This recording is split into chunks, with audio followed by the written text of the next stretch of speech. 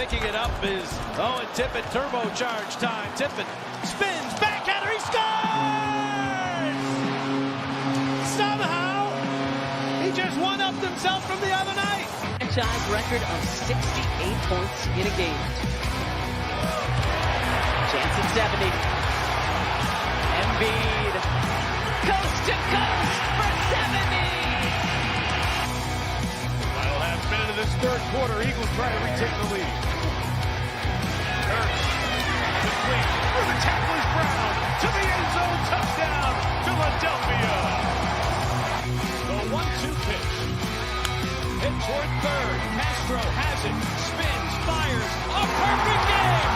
Roy Halladay has thrown the second perfect game in Philadelphia Phillies history.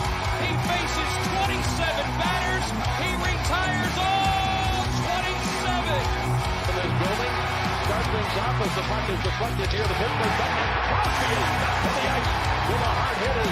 And now Yager trying to play it ahead, but it's knocked away. Picked up here though by Giroux. Touchdown! Oh, Giroux goes 32 seconds in. Iverson, bothered by Lou. Iverson. Oh. How about that? That steps over Teron Lou.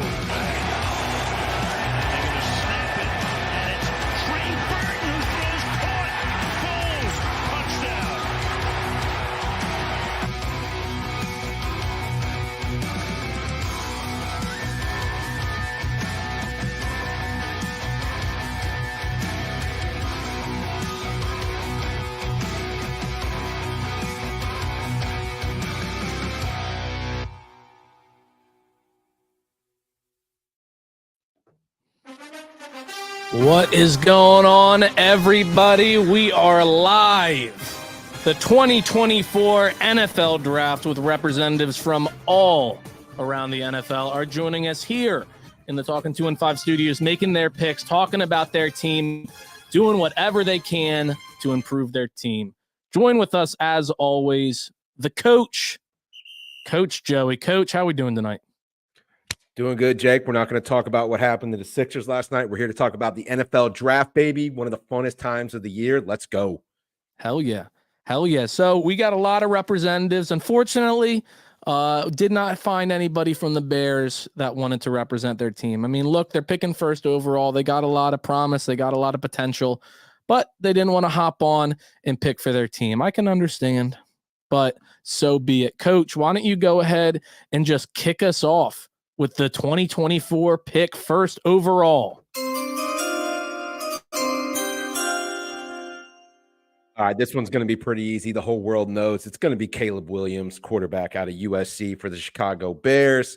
They got rid of Justin Fields. Caleb Williams has been the number one overall pick for a while right now. They're not trading out. They're not negotiating. They're not deliberating between players. It's Caleb Williams. Easy as that. Yeah, I mean, there's really not a whole lot to talk about with it. He's the number one quarterback prospect. They got rid of Justin Fields for pennies on the dollar. They need to find a new guy in there. He's apparently the franchise-altering player, all that jazz. So it's an easy pick for him. It's a no-nonsense pick. They're picking again here in the top 10. So we'll be interested to see who we have them taken there. Going to be ranting a little bit about the Bears here. We do have Anthony Armstrong set to join us to pick for the Commanders. Redskins wide receiver Anthony Armstrong, not a big deal.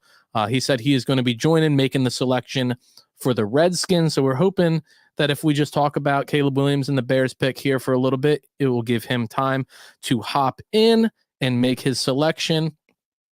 Coach, looking ahead to pick 9, do you have any kind of idea? Obviously, we got 7 more picks to go before they're up back on there, and we're going to see who goes in those areas. You got any idea of a position that they might be looking to go for? Yeah, I mean, I really don't think you can go wrong with any pick there, right, in the top 10 because there's so much talent. You're getting quote-unquote top 10 talent. What an exciting time for the Bears, right? Like, you just traded for Keenan Allen. You have DJ Moore. So you got Cole Kmet. You have some weapons there at your disposal.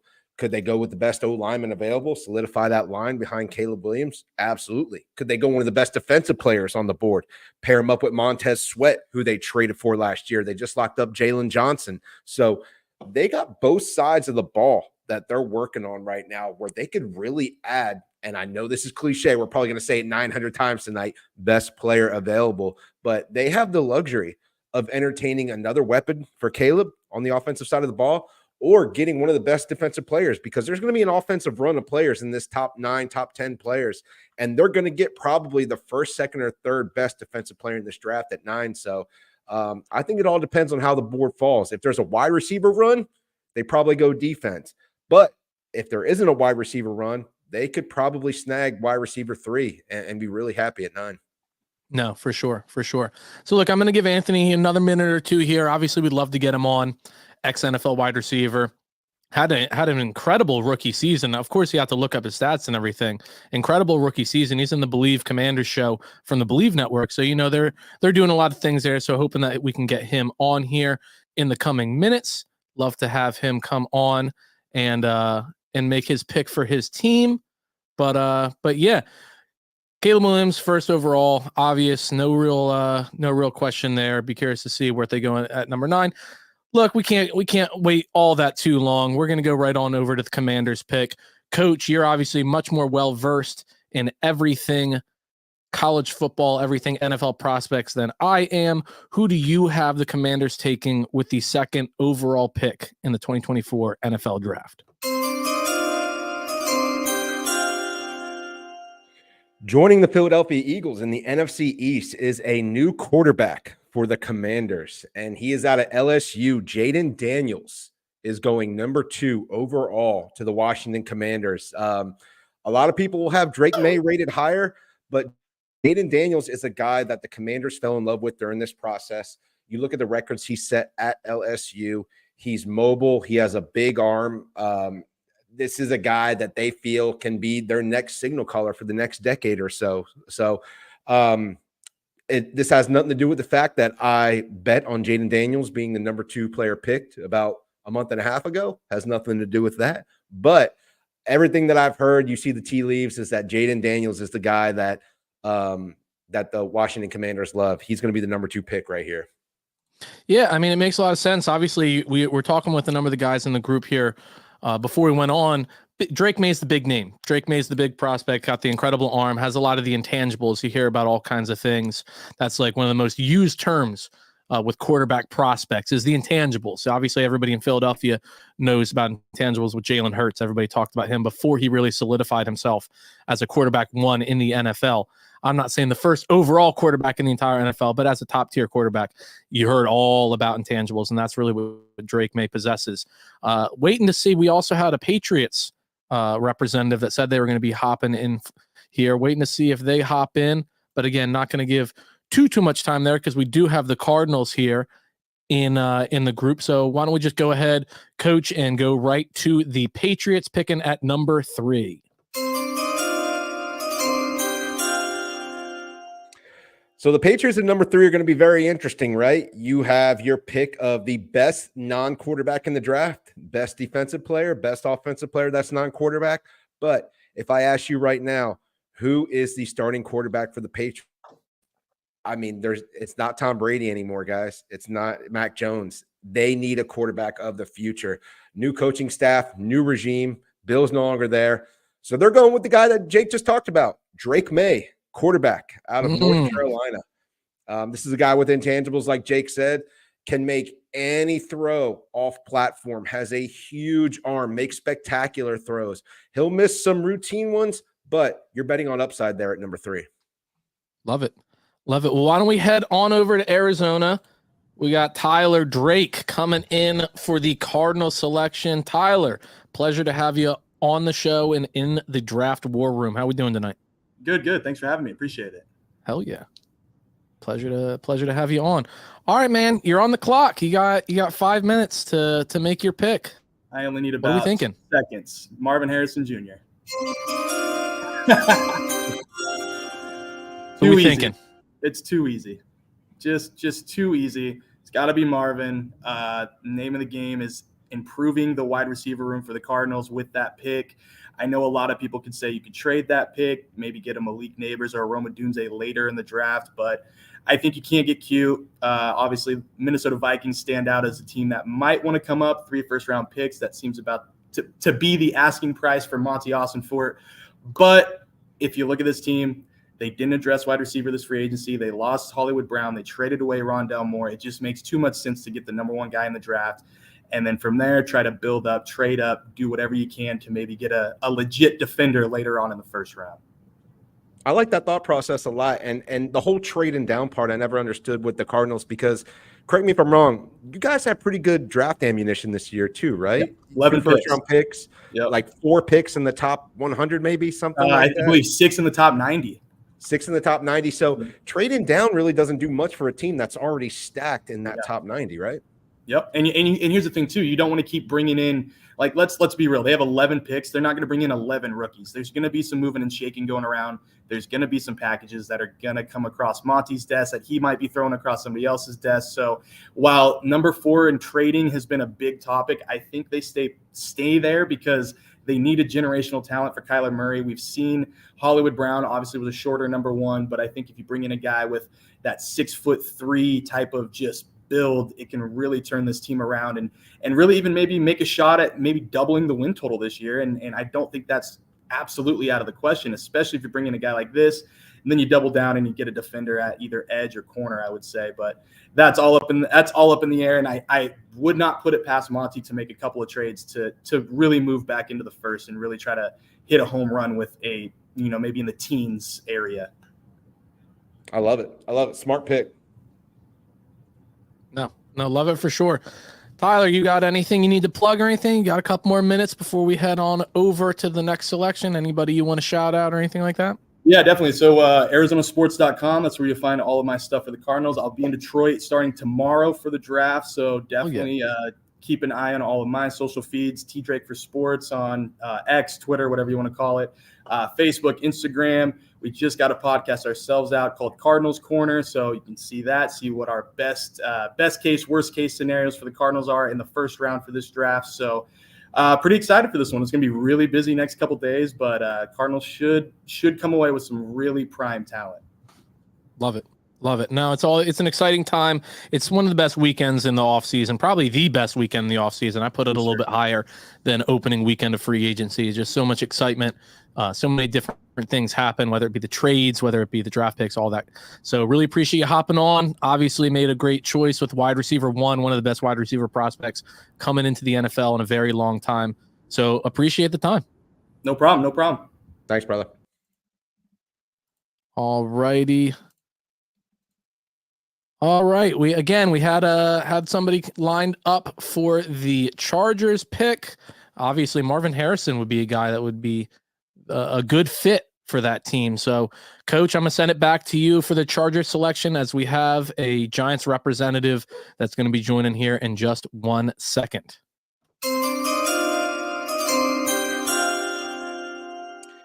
With the 5th pick, Jim Harbaugh, new head coach of the Chargers, selects Malik Neighbors, wide receiver, LSU.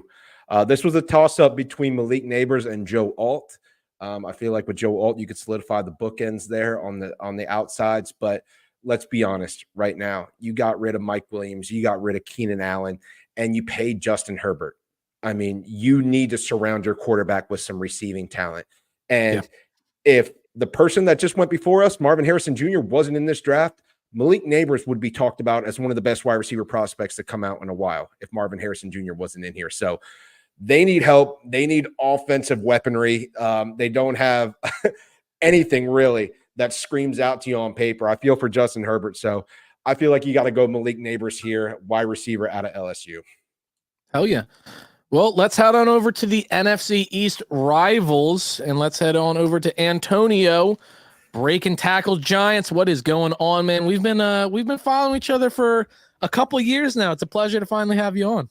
Yeah, man. Good to talk to you guys finally. I love you guys' podcast in terms of like what you guys say on the channel, and what you guys tweet. You guys are very logical guys. So I do appreciate that. I know that, our fan base both is a little bit crazy. So for It's sure. good to hear logical tweets, coming out of both camps. I hope that I'm the same way with my guys. I'm not too crazy out here, and trying to keep it level headed. When it comes to Giant stuff, I'm very realistic with my Giants expectations. Oh yeah, and you're a huge Daniel Jones guy. Am I correct? Hell no,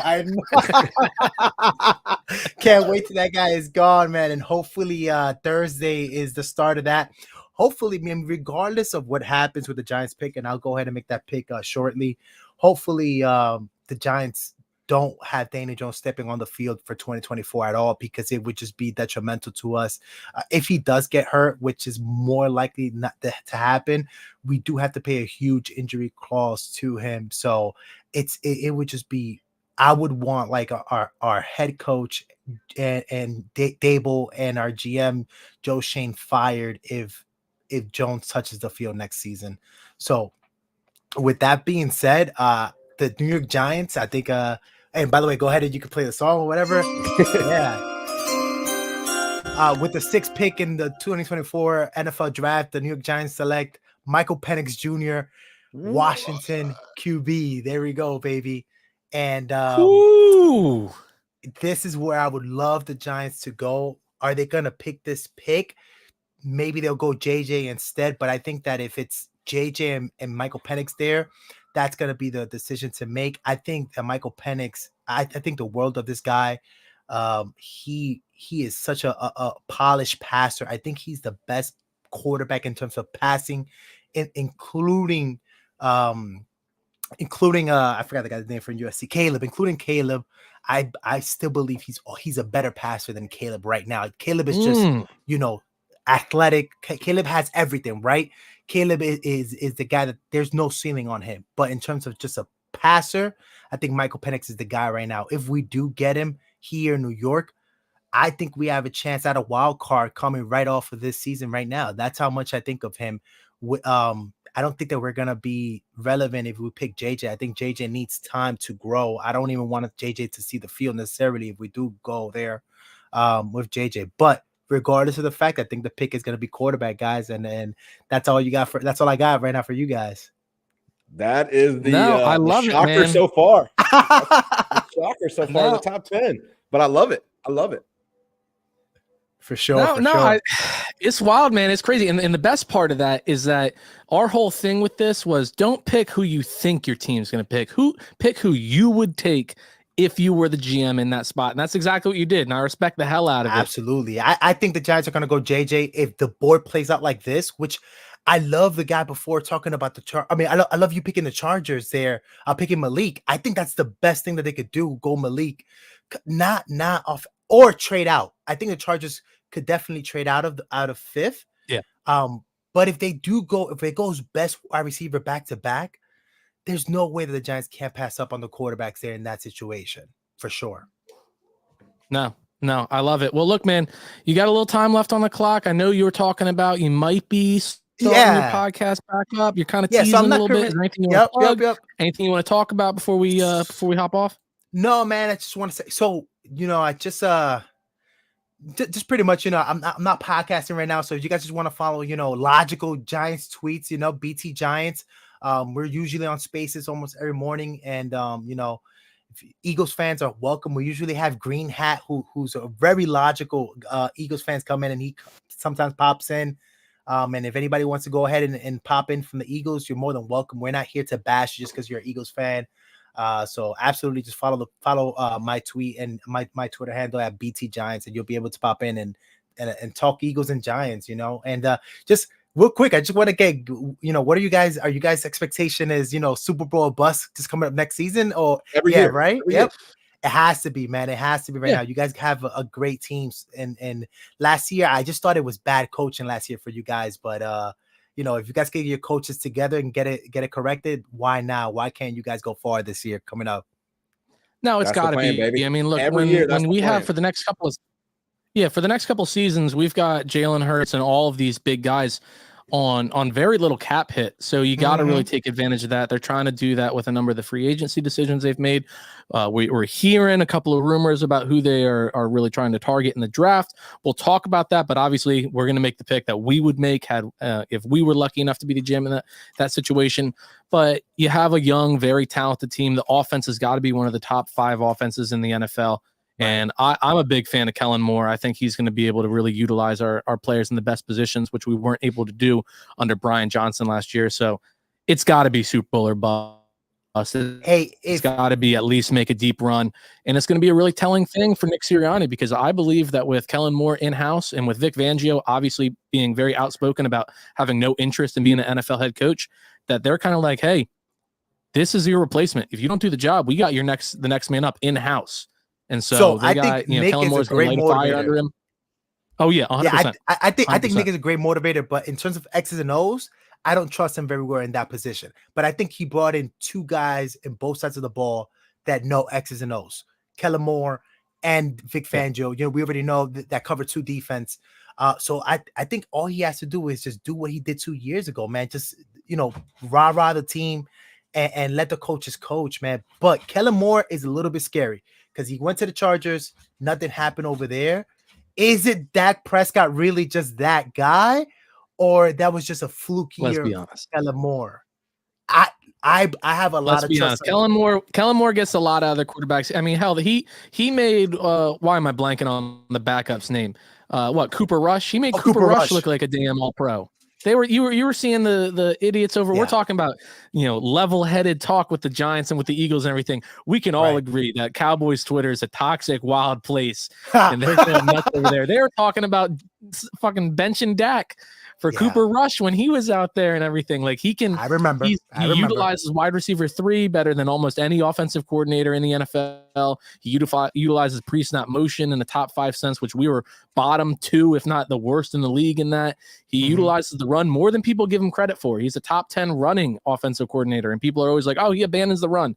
No, that's a false narrative. He utilizes the run pretty well. So I'm excited for him. But Antonio, I can't thank you enough. Like I said, we've been interacting for a couple of years now. I remember we talked back in the Super Bowl run 2 years ago. We were talking about trying to get a little collab heading into that playoff game. Hey, obviously, we'll get something going. No worries. No, for sure, man. Guys, have a great one, and thank you so much for inviting me, man.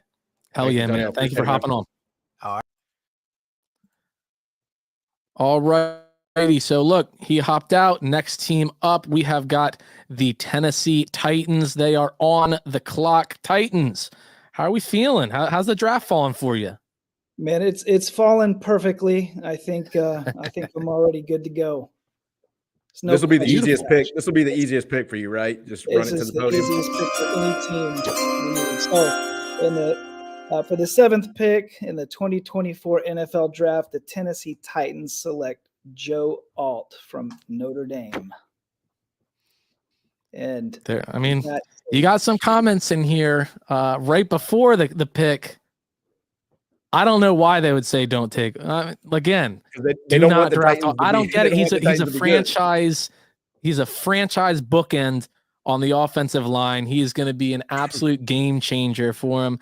It seems a little silly. You got people not wanting. I get it's not the sexy pick, but look, you've seen the Eagles take Lane Johnson here in the top 5 years ago, and he's been a top 5 right tackle in the NFL since pretty much he joined the league. Yeah, he's 6'8", 321 pounds. I mean, the guy is massive. We've got to get some help. I mean, I think we led the league. We tied with the Jets last year for 64 sacks. So, and then we don't have Henry as a pass blocker. So we got to protect what's going to be the most electric quarterback next year in Will Levis. We'll just throw that out there. So. I mean, look, the team is really changing. Brian Callahan, he's coming in and he's going to change things up. But we've got to protect the quarterback. We got to protect the new Spears and Pollard coming in. I mean, it's a duo back set. So we've got to get that line cranking. So, and his father played in the NFL. So, you've got good genes, right? So, you can't go wrong. It's just a must. It's a must. It's not like the most beautiful pick. Of course, you want to take somebody like a Neighbors or somebody to do something electric. But, Joe Alt's going to go out there, and I think he's going to do his thing. I think it's a smart pick. Coach I think thinks it's a smart pick. It's one of the safest picks in the draft, man. Yeah. I see people commenting right now at this pick saying he's not athletic enough. He doesn't. Joe Alt is a former tight end. He was athletic enough to play tight end. His feet are phenomenal. His feet are great. He's super athletic for that size. He kept growing and putting on weight, so they moved him to offensive line, just like somebody who Jake mentioned, Lane Johnson. You see all these athletic NFL tackles now today and what they're able to do because you're having to block freak athletic defensive ends. So I got to disagree with people saying that Joe Alt isn't a good pick here. I think he's a top tackle in this class and makes perfect sense for the Titans. Yeah. It's on Titans Twitter. I think Joe Alt has been one of the fan favorites. So, there's been a lot of, I guess, investigation on him and really kind of checking him out and a lot of due diligence and stuff on at least the Titans fan base. So, I think it's a solid, safe pick, and it's something that is a desperate need. So. Yeah, looking forward to it. I think that's the way we're going to go unless something crazy. I think I did see something where the Chargers, somebody did a mock draft and the Chargers look like they could take him. And then what do you do if he's gone? I don't know. I don't know where I go from there. No, exactly. I mean, the Chargers, that we were kind of talking, Coach, when he made the selection for him, it was either Joe Alt or going the second best wide receiver available. And with who they have right now, Josh Palmer is their number one, or it's like they have some very serious needs there at the skill position. So you can see it going either way. But as soon as he fell down a little bit, there's a great chance there. And he also played quarterback, much like Lane Johnson. So he's got the family pedigree. He's got the position versatility. You never know when you need him to go. No, I'm just fucking around with that. But no, he's the obvious, and he's like we said. He's the safest decision here. Like, you never really know what you're getting with skill positions. Quarterbacks are always a question mark, but early offensive tackles are probably the best, are the most easy ones to hit with. There's clearly examples where people missed and that were drafted high, but this guy's a clear stud, and excited for him to hop on into the Titans. Yeah, I mean, he's a good safe pick. We've got to get that. We've got to protect Levis. We've added a lot of good elements. I mean, we've got a good wide receiver core now with Calvin Ridley and obviously DeAndre Hopkins. So, a lot of options. We lost Henry, but we've done a lot of moving and shaking, and this is just a necessity we have to make. So, I love it. Is there anything you want to plug? Anybody you want to promote? Anything like that? Man, just the Tennessee Titans fan base. You can catch me on Twitter at Titan Oilers is the little call sign there. But I also do sports art, so I do some paintings and some drawings and things of other teams. So you can catch a little fun store. I have art by JamesRyan.etsy.com. You can find some phone cases and shirts for fun. So, no, I love it, man. Love that. I really appreciate your time. And look, I got a lot of family in Nashville and Knoxville. So, always pulling for the Titans when it doesn't hurt the Eagles or anything. So appreciate it's a smart pick. Love the pick and wish you guys luck as long as it doesn't hurt the Birds. Yeah, sounds good. Tighten up. Love it. Appreciate it, man. All righty. All righty. So we are going to the Falcons. We did have a really cool guest. He was part of the Falcons UK Twitter fandom. And unfortunately, he got his time zones messed up a little bit, thought that we were 4-hour difference. We're actually a 6-hour difference. So he was unable to hop on. He did his best to try and fill that spot, tweeting it out and everything. But unfortunately, we weren't able to find somebody to come and rep for the Falcons. So, Coach, I am throwing it back to you for the Atlanta Falcons pick number 8.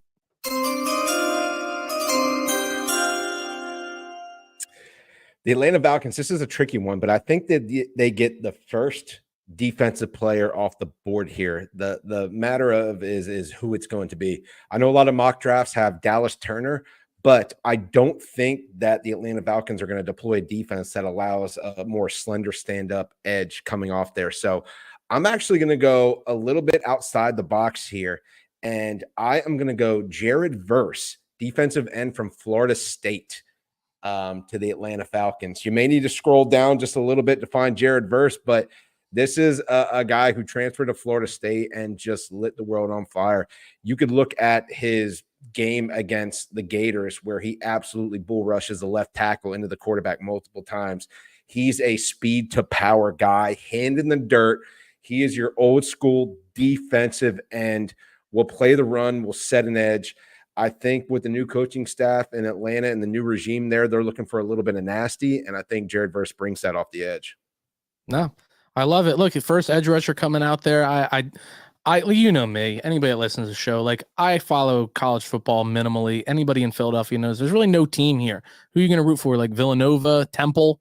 I mean, or Temple, yeah, obviously not Villanova. Temple is like the only somewhat reputable team in the area. There's really no other. Penn State's kind of close, but it's probably 5 hours away. That's the more popular team here. So I leave that to you as a true college football NFL prospect nut to really break down. But I saw the random highlights people are posting on Twitter and everything. I do think it's a little early. You know, obviously a lot of people are going to think it's a little bit early. But you never really know with each edge positions. He's a guy that's clearly going to go day one, and he very well could be a great steal for them, regardless of whether they could have gotten him a little bit later or not. Obviously, we're talking, and we mentioned everybody beforehand, this is a no-trade first-round mock. This could be a position where the Falcons clearly trade down a few spaces. You know, J.J. McCarthy is still on the board. Maybe a quarterback-hungry team hops in there, tries to jump some teams and get into that position.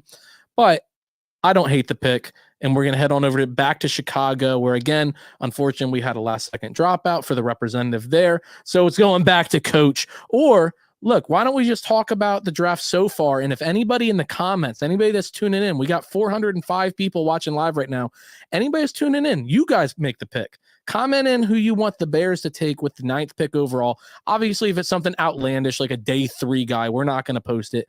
But if you're sitting there, you're like, hey, this is where I think the draft should go. Comment in there. And Coach, just the draft so far, 8 picks in. How are we feeling? Is this how you kind of see it shaken out? Or is this kind of like we said, this is a fun thing. This is how we would take it had we been GMs, but there's really no chance that they're actually going to be going that way. What are you thinking? I'm going to be honest with you. The Giants pick threw me for a fucking loop. That Michael Penix, the 6th best overall player. And look, I don't care what you feel about J.J. McCarthy or anything like that, but if you're the Giants, oh my God, you're passing on Rome Odunze. You're passing on the best defender that you could choose at that position. You're passing on if you think that's a little early for Brock Bowers, but you're passing on elite O-line talent to get Michael Penix. And whatever you think of Michael Penix is fine, but if this was an ideal scenario for trades, you got to trade down at that position and then take him. That is just 6th overall. Did we learn nothing from Daniel Jones for reaching for a quarterback that high? I can't find anywhere where Penix is ranked higher than maybe the 5th best quarterback in this class. And to take him as a 6th overall player, I think the teams behind the Giants are thanking them because that pushes the rest of the talent down, right? This is the ideal scenario for the Eagles too. We're mainly a Philly podcast. Let's get this right. And the more quarterbacks that go before our pick at 22, the better, because you're just pushing all the talent down. Will certain guys be there? Who knows? But the more quarterbacks that go, the better. So if I had to say that one thing threw me for a damn loop that I wasn't expecting, it was definitely the Giants. That doesn't mean Michael Penix isn't good, can't be good, might be really, really good. But damn, that one was out of nowhere to me. No, it was a little crazy. We have a little bit of controversy. We've seen a couple. Dallas Turner for the Bears 2nd pick. We've seen the number 1 selection we're seeing is the Rome Odunze. That's the number 1 group here. Look, Antonio, hop in the comments. If you got a conviction on a quarterback, doesn't matter where you pick him. Look, I've said it where it's like, look, if you're a GM and you truly believe this is the game changing, this is the number 1 guy you have to take, I have no problem with you making the pick there. If you wanted to trade down a little bit, sure. But you got a number of people, Vikings hopping in saying they're the quarterback 6 in the draft. You got people hopping in saying it's a little crazy. As a Chiefs fan, I definitely agree about wanting more quarterbacks to go. Yeah. I mean, for us, it's just pushing talent down the line. I'd love for 7 quarterbacks to go in the first round. So Coach, I think we're going to go ahead and go the Rome Odunze Go ahead.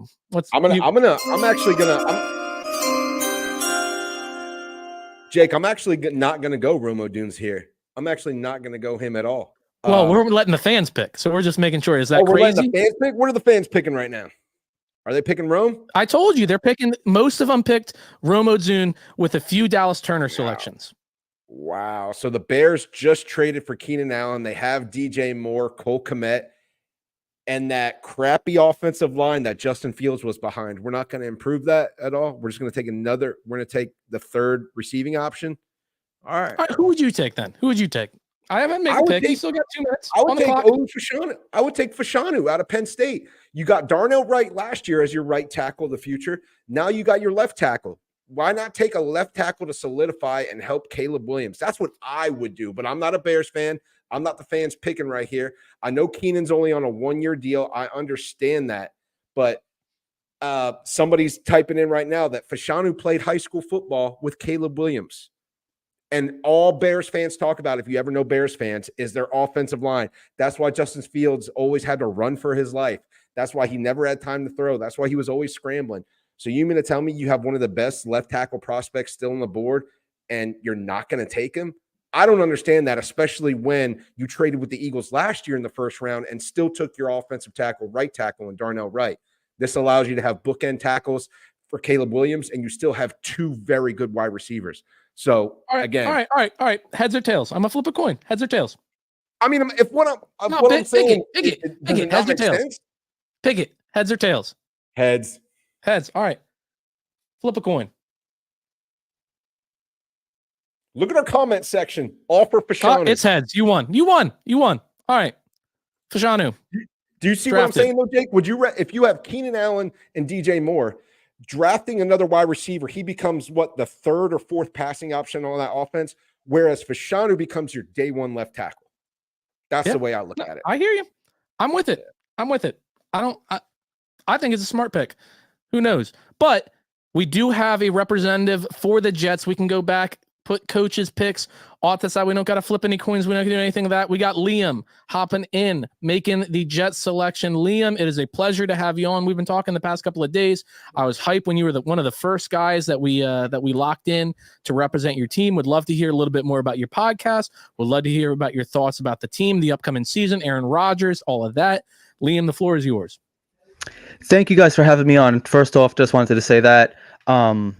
Yeah, so it sounds crazy being a Jet fan talking about playoffs and possible Super Bowl wanting to go. It just sounds crazy being a Jets fan. I mean, I'm 25 years old. The last winning season I had, I was in middle school. It's crazy to think that.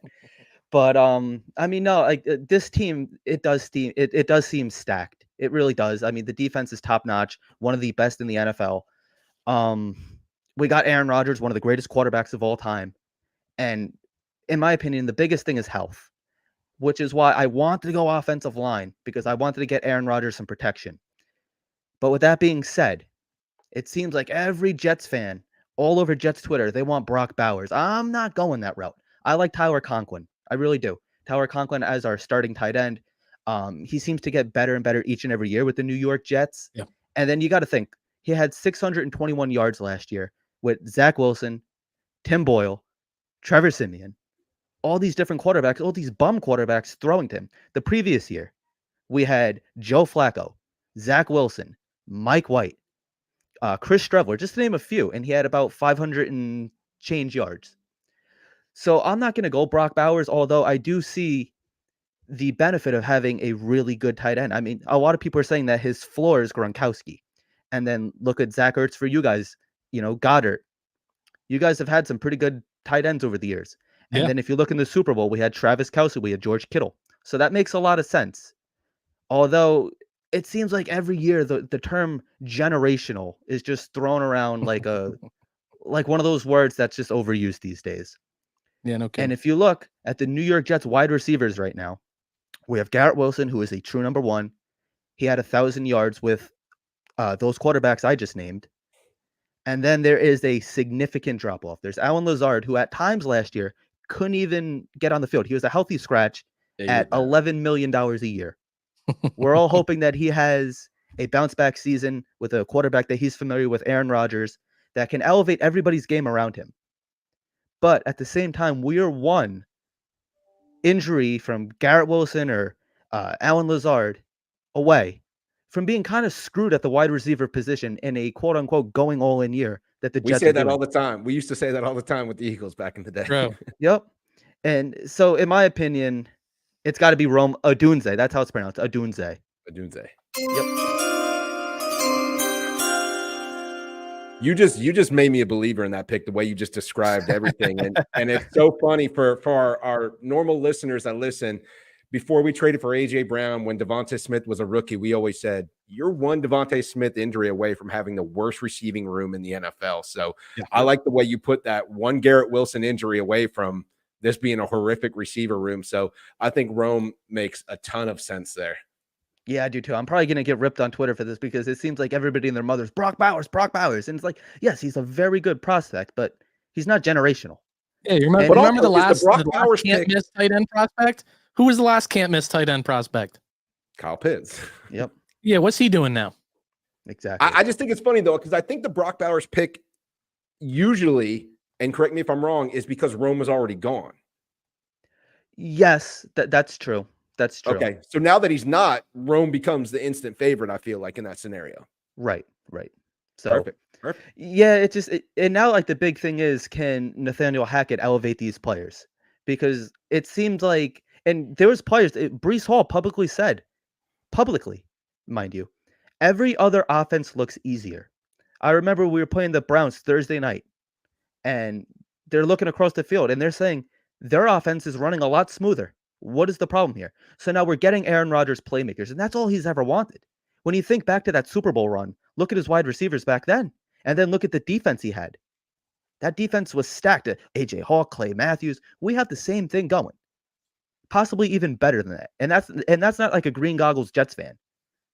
We have Sauce Gardner, who's a legit number one. Quinnen Williams on that defensive line. We got Reddick, Hanson Reddick. You guys know. Hassan Reddick, yeah. Yep, yeah, Hassan Reddick. And you guys just please take care of Bryce Huff, please. Trust me, we will. We yes. So it was really sad to see him go, but I just wanted to thank you guys for giving me this opportunity. Man. Anything you want to plug? I know you got a good podcast. You guys are going live tonight at what, 9:30? Yep, tonight at 9:30, the Jets Afterburners podcast, where we bring on not just Jets fans. We have Giants fans on. If you guys ever want to hop on, you guys are always welcomed. Love to. And yeah, we just sit there, we talk Jets, we crack some jokes, and we have a good time. Love it. Well, hey man, I appreciate the time. Wish you guys nothing but luck again, as long as it doesn't hurt the Birds. Jets have had it bad for a long time, so would like to see you guys be back in the win column. So appreciate the time. Appreciate that. Yep. Thank you. Thanks, Liam. You got it, man.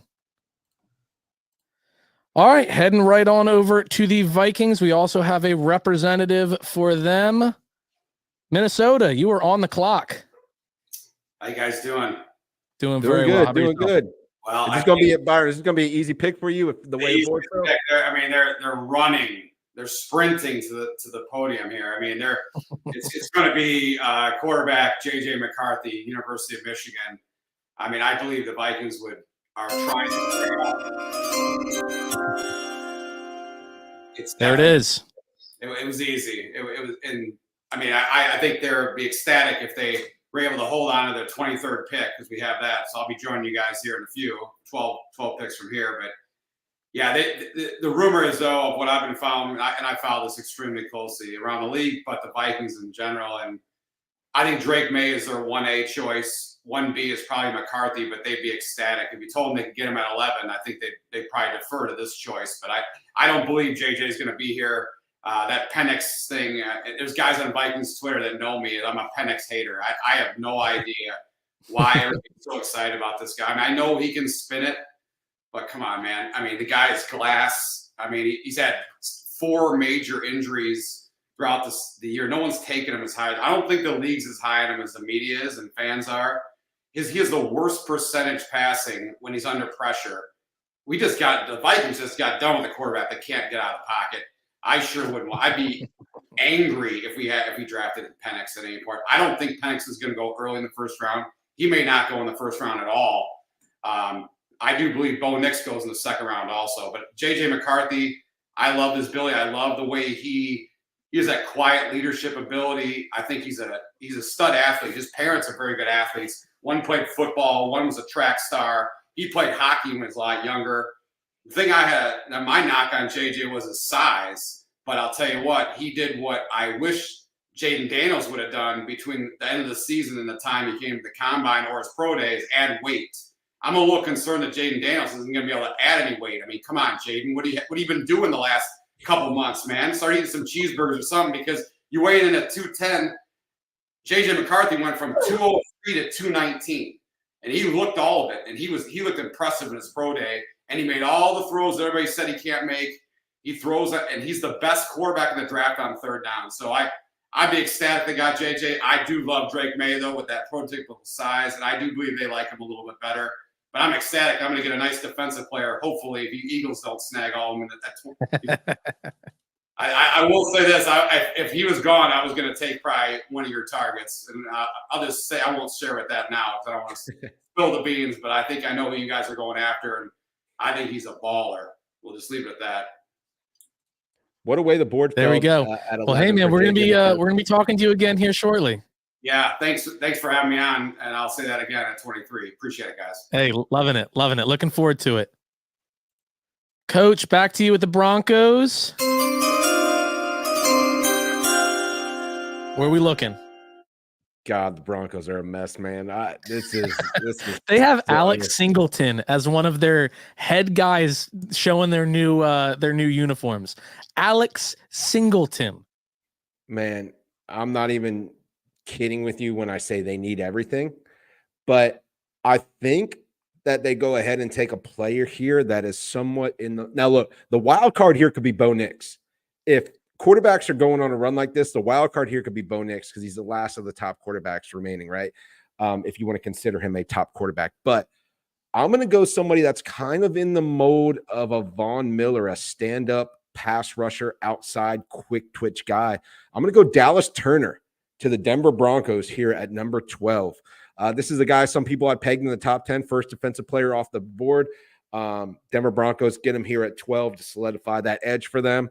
I think this makes sense for them. Obviously, I think the Broncos are a trade-up candidate for a quarterback, but in this scenario with them staying at 12, I think they go Dallas Turner, edge Alabama.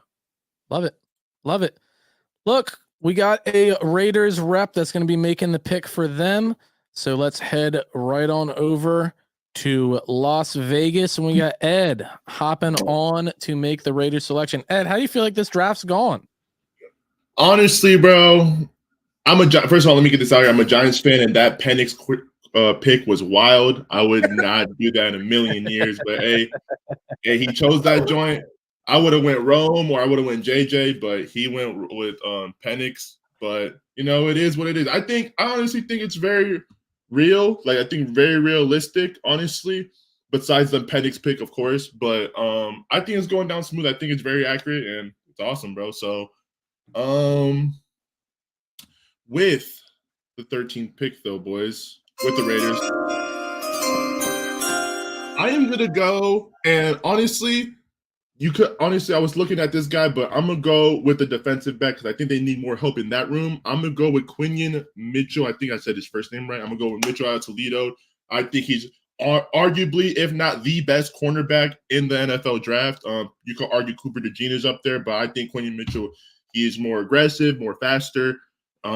He's sticky, man. He will press up on you. He's awesome. I think he's a great cornerback and a great pickup with the Raiders. And like I said, I was thinking about going with the edge rusher from UCLA, Ladu, but they also do have Tyree Wilson, which they drafted last year, which this is his second year coming on. And then they also have Christian Wilkins, who they picked up in free agency. And of course, they have a really great edge rusher in Max Crosby. So I think this makes the defensive room and the defensive side of the team more versatile. I will be going with Quinion Mitchell. That pick at 6 is crazy, though. I mean, crazy. I was shaking my head, man. But hey, he chose it. He is the Giants representative for this video, for this live. So it is what it is, man. But Quinion Mitchell for the Raiders is my pick, who I'm going with, man. No, I I like love that it. pick Ed, for is the there Raiders. anything I know? I'm sorry, say that one What's more up? time. You were cutting out. You were cutting out. You said that one more I time. cut you off, Coach. What'd you say? Oh no, all I said was I love that pick for the Raiders because that's somebody who the Eagles were targeting, obviously, one of the Yeah. guys. So everything Right. you said on him is ball skills, physicality, athleticism. I think that makes Right. perfect for the Raiders. Mhm. Right, man. Yeah. So I think the Ed, I know you do a Raiders- show. I know you do a podcast. You want to plug it a little bit before we Yes, go it on is. to the Saints? I do a podcast here. We go live on Twitter and YouTube every Thursday night or every Wednesday night. I'm sorry, at 8:30 p.m. Eastern time, called Pissed Off Sports. It's P_O_S podcast on X or Twitter, whatever you guys want to call it. So check us out there. We have a bunch of it's 5 of us. We got Packers, Giants, Eagles, and the Raiders as well. So and the Steelers. So check us out there. We have a good time. We're down with any collab, But yeah, guys, I just want to say thank you guys for having me over. It's also honestly a really good time, really fun time. So yeah, thank you guys. No, of course, man. Yes, Hell sir. yeah. Well, we are going to head on over to New Orleans for the Saints pick here, as the Saints are on the clock. We got a representative for the Saints here in the group. How are we doing? How you feel like the draft's shaking out? You guys still available?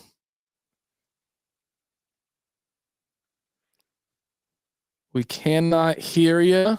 We got no Might be on audio. It mute. says your mic. No, I saw his mic did go unmuted.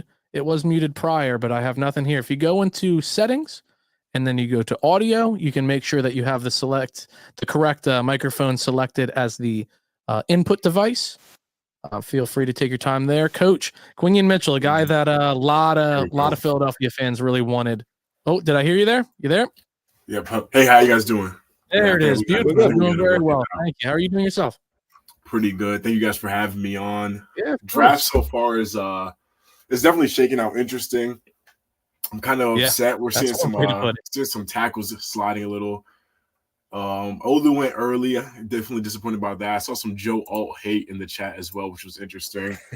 So the Saints definitely need a lot of O-line help. We have a right tackle who we don't know if he's going to be healthy, if he's going to even be able to play next season.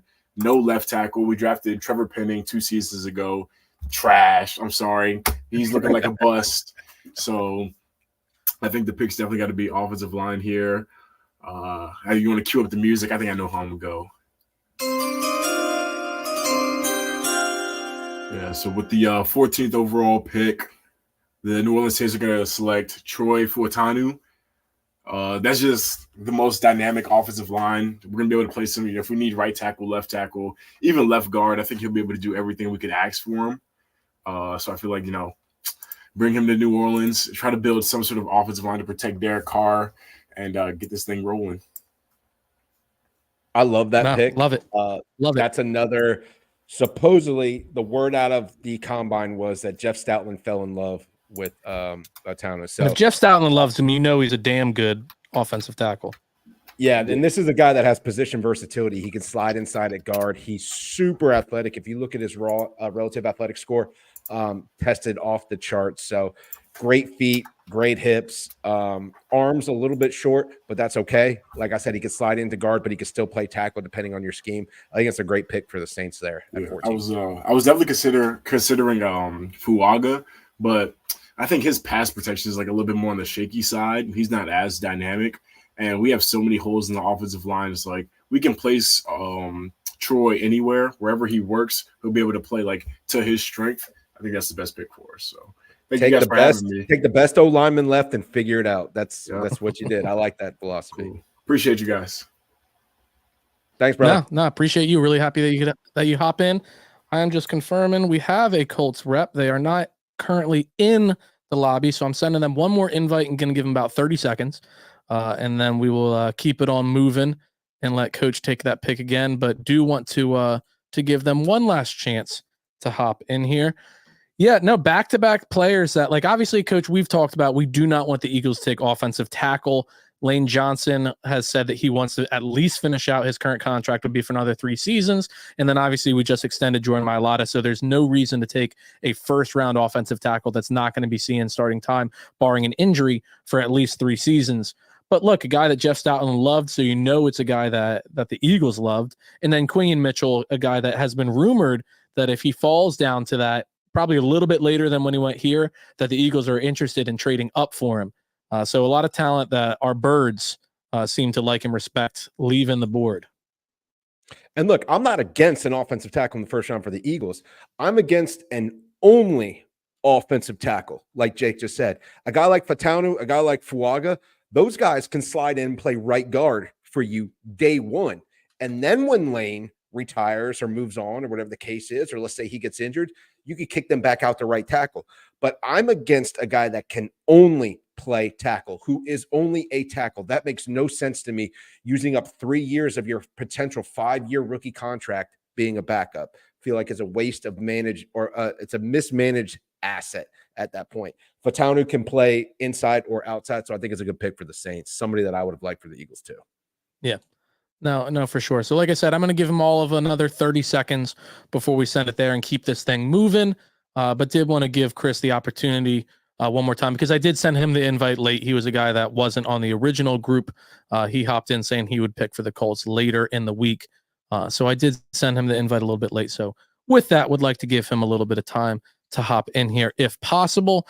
But look, we're 14 picks in, nearly at the halfway point in the draft. Coach, do want to talk real quick with you, a little bit separate from what's going on exactly with the draft, and it sounds like it's not going to be resolved until after the draft. But this Atlanta and this Eagles tampering stuff. Well, I mean, obviously the Atlanta one seems to have a little bit more steam behind it, and there's probably going to be a larger penalty there. The Eagles stuff, like, I have no idea what to think. I think there's tampering by every team all around the league. If you really want to look into something, how about we look into the Bears making multi-million-dollar agreements within the first 5 minutes of free agency opening in back-to-back years? Those kind of deals aren't formulated in 5 minutes, and they back-to-back years have set the free agency market off right off the bat. Seems a little bit sketchy to me. Look, Howie might have called him. He might not. If he did and they caught him and it's against the rules, yeah, punish him. Like, I'm not saying no, nobody's above the rules. I think it'd be probably something, a later round pick. But what are your thoughts? What are you hearing? Do you think it's going to be a pretty substantial penalty? What do you think they should do? So I feel like if they're not penalizing you for this draft, they don't really have much to go off of, right? There's not that much evidence. That probably means they're still looking to justify or substantiate anything. I think Saquon came out and said, hey, James Franklin misquoted. Like, that wasn't, I had a deal with the Eagles. That just meant, like, yeah, the Eagles are interested. He's like, the coach misquoted. He misspoke. That's just all it was. That wasn't how it went down. So Saquon's on record for coming out and saying that. Now, with the Kirk Cousins things, him and I believe it was, God, who's the tight end? I'm forgetting his name again for the Falcons. Pitts. Kyle Pitts. Supposedly, we're sharing jokes on Twitter about switching names, paying for jersey numbers, all that stuff, like, before it even started. So that's player to player. So that has some legs to it. But look, tampering is tampering. It exists all the time, everywhere. Players are ultimately going to sign for the most money or where they want to sign for regardless. So I don't think there's much to it if they're not penalizing during this draft. You may see like a future sixth or something like that penalized, but I don't think it would be anything crazy. No, I don't either. All right. Haven't heard from Chris. So, Coach, Colts, who are we selecting here with the 15th overall selection? All right, with the 15th overall selection, the Indianapolis Colts are going to select Brock Bowers, tight end out of Georgia. Lasted a lot longer than I thought he would.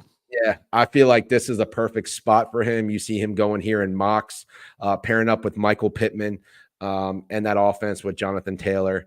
I really think with Ant back there at quarterback, they're going to be able to have a nice, young, dynamic offense. So I think this just makes sense for them. You've seen what Shane Steichen can do with tight ends, with Dallas Goedert, with Zach Ertz, and how he utilizes them. What better way to use than Brock Bowers in that offense? No, I hear it. We were unable to ever get anybody from Seattle to respond. I mean, if I was a Seattle fan, I probably wouldn't either. So, Coach, you're going to be right back on the clock with Seattle. Another kind of train wreck of an organization, if you ask me. What are we thinking there to improve them, though?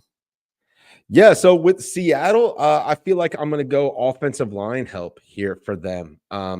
They're another team that could really use offensive line help. But then again, when I look at their defense, I really don't think that they have that good of a pass rush, whether it be interior or on the edges. So I'm going to go with a guy that's kind of a late riser here, that's getting a lot of steam. I'm going to go with Byron Murphy from Texas, defensive tackle. This is a guy who you keep hearing that he may be the first defensive player off the board. He's that good. People compared his last 6 games of his college season to how dominant Jalen Carter was at Georgia, his last 6 games. So Byron Murphy, man in the middle for Texas, just an absolute animal. I think Seattle needs that. They're going to use that to replenish that defensive line. That's where I'm going at 16. Love it. Well, I'm going to head right on over to Mike in Jacksonville to make the selection for the Jags. Mike, it's a pleasure to have you on. Appreciate your time. Hey, thanks for having me, guys. Hey, For Jake, sure, man. Mike was my co-host on my previous podcast before I joined Talking 215. So, Well, damn, down here in I'm sorry to Jacksonville. poach him. I'm sorry to Yeah, take him we out had here. to poach him. Mike is actually a former offensive lineman too, a Jaguars insider and a part-time male model. So we're happy to have Wow. him on the show. Yeah, a male model Wow. for Shrek. Mike, I'm If you ever honored. see anything of Shrek, that's me, actually. That's what I look like.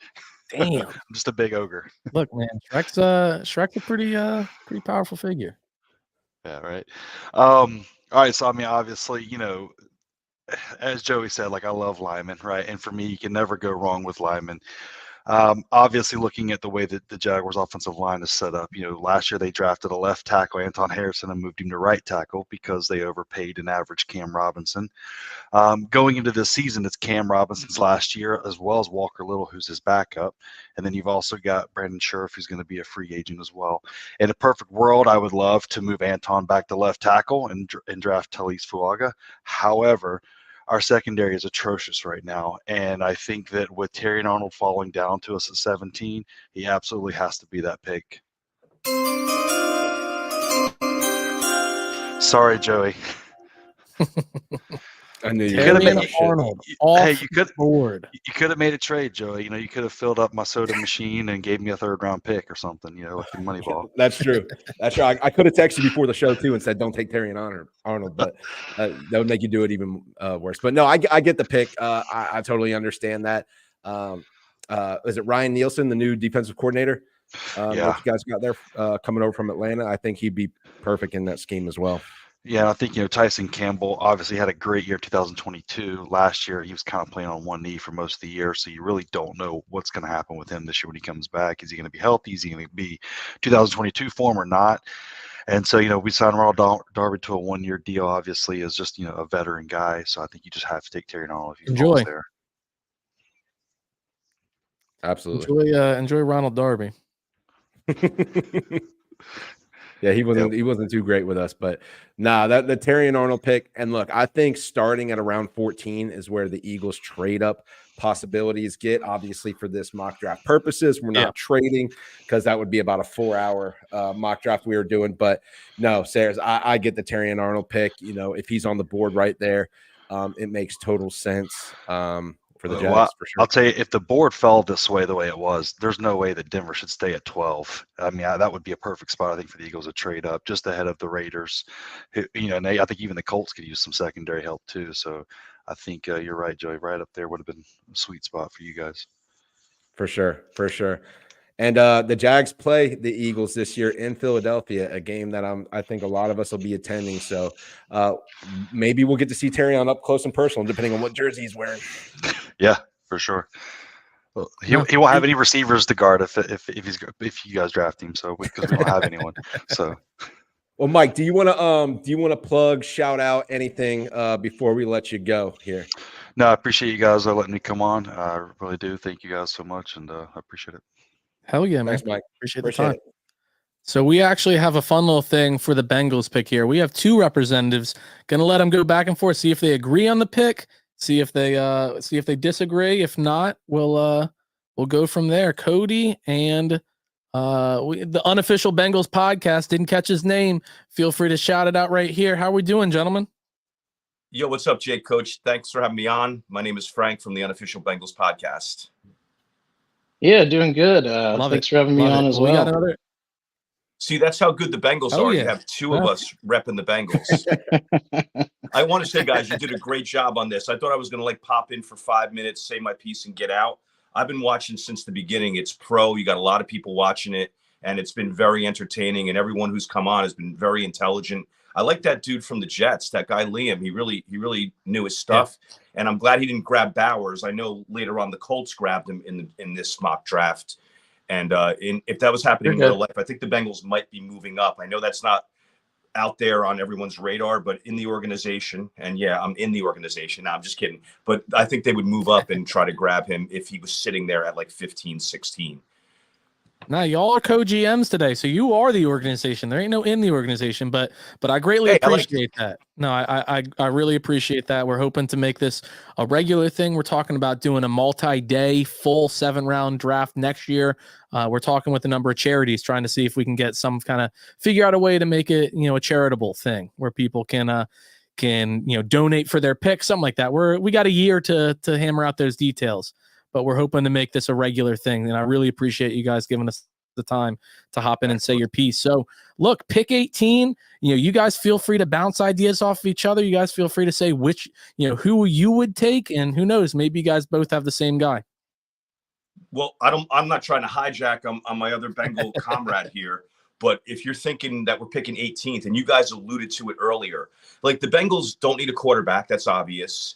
I mean, we could probably use a wide receiver, but there's other more pressing needs than that. So when you take away those like top 3 receivers, the top 5 or 6 quarterbacks, this 18th pick now becomes a top 10 pick, which is very valuable to us. We're going to get the guy that we want. And I'm going to step out for a minute and let my comrade speak his piece. Yeah, sure. I'm interested to see who you had in mind. I agree. If Byron Murphy was still around, that would be the play here. Was I watching thought he this went to the develop Seahawks. If he was around, I was thinking that would be the play. Gotcha. I would say, and unfortunately, grabbed him a couple before us. But at this point, offensive line has been a struggle for us for years. So I'm thinking we go offensive tackle. We picked up Trent Brown in free agency on a 1-year deal, but that's been a consistent struggle for us, and we got to keep Joe Burrow upright. So I would pick here for the 14th or the 18th overall pick. I'm going to take Taliesin Fuaga out of Oregon State. Get a little bit of more talent on that offensive line. Get us some depth this year. Somebody that can be a starter for us, and try and keep our quarterback standing and win us a Super Bowl here. Yeah, Cody, you're speaking my language too, because we need to go offensive line here. There's, you can think about getting a defensive tackle. You can think about, obviously we have 2 starting level, but young corners, and you could use another guy in that room. But if you just think about what the Bengals have done over the last 4 years, Joe Burrow, right? And everyone forgets about him because he was injured for the last 7 games of last year. Bengals didn't make the playoffs. No one's thinking about Joe Burrow anymore. But in reality, if you look at Joe Burrow's career, he got injured in year 1, year 3. Fluke injuries. Year 1 was a bad offensive line play, and he got his knee rolled up on. Year 3, I think he got off the plane with a wrist injury. I don't know. Year 4, I don't know what happened with that. But if you look at the 2 years that Joe Burrow has been healthy, they went to the Super Bowl and they went to the AFC Championship game. So, Cody, you're exactly right. You need to take an offensive lineman here. And, Fuaga's a good pick here. I know the short arm thing. They might be talking about him playing guard. He played a lot of right tackle. But you also have J.C. Latham. And I know I'm seeing on our boys' board here, he's down. He's like the 3rd best tackle available. But you got a guy who played in the SEC. You got a guy who played a ton of right tackle. And I think that might be the best bet here. So if we take Fuaga, I'm cool with that. But I would probably go J.C. Latham here. No, I don't hate the J.C. Latham pick either. I think barring somebody really falling to us at 18, offensive line is probably the play for us in round 1. I like J.C. Latham. I like Fuaga. Either one of them I'd be happy with, especially with what's left on the board at this point. So I think that's definitely the play. I don't hate either one of those. Yeah, and I Gentlemen, agree with you. I apologize about that. Had a power surge, but we're back back in action. I'm pulling up the feed so I can get the draft. Of course, it reset the entire draft on my screen once my computer restarted. So I'm pulling everything up to get all the picks live and back in action. Did you So get I everything that we apologize. said, or do I dare repeat it? No, I just in got a you. I was moment. listening to you guys. I was still on. We're going between Fuaga and Latham, it seems, but it's like both of you guys are on board with the offensive line pick. It's just a matter of pick your flavor at this point, I guess. Yeah, and the reality is this: you have two offensive tackles now. You have Brown and Brown right now. I mean, Trent Brown's getting for up this there year, anyways. for this year, yeah. But now you have the chance to get one of these young tackles. He's not forced into the starting lineup in year one. He can learn behind two veterans that have had a lot of success in this league. So I think it's the best pick right now for the Bengals, unless like there was a Byron Murphy available or a Brock Bowers. But in lieu of that, you take the offensive tackle, you build this offensive line, you protect Joe Burrow, and he's Mahomes' kryptonite. If the Chiefs guys watching, I apologize. But if you think about the Bengals' success, I know I'm getting all like confrontational. No, but if you think about the Bengals' success against the Chiefs and the Bills, Burrow's got a winning record against those guys. And I'm not saying that, we're better than the Chiefs or Burrow's better than Mahomes. I think that, but you guys are going to think I'm crazy for saying that. But he is the one guy that has gotten the better of Mahomes more than anyone. And Josh Allen has never beat Joe Burrow. And the Bills are sinking, and no offense to your Bills representatives, they're just unloading a bunch of talent, and I don't know what's going on there. They're kind of hitting a little bit of a wall. But They're in cap space hell, I think. You know what? That's also true. But the AFC is jacked up with all these great quarterbacks, and the Jets are a threat now too with that defense and a healthy Rodgers. I mean, you could go down the list. The Ravens are dangerous. The Steelers are even dangerous. Russell Wilson, I'm not that sold on him, but we can just go down the whole AFC, and it's a gauntlet of great quarterbacks. But I think we got the best one. Yep. Hey, when that's Joe Burrow's, how you should be. That's how you should be, honestly, as a Bengals fan. That should be your mantra, is that Joe's the best, honestly. Yeah, when Joey B's safe and healthy, we win games. There's not a team in the NFL we can't beat. So right on. So what are we thinking here, boys? You got J.C. Latham, you got Fuaga. Is it a matter of preference here? We need a pick from you guys. What's it going to be? All right, I don't want to fight with my brother in arms here, but I'm going to go Latham. And maybe we have to go to what you guys did a little bit earlier and flip a coin. But you got with Fuaga, you got the short arms, but you got the small hands with Burrow, right? But that didn't mean anything. But maybe you go with Latham here. But Cody, what do you think? I'm not going to fight you on it. No, I mean, I think I'm okay with Latham.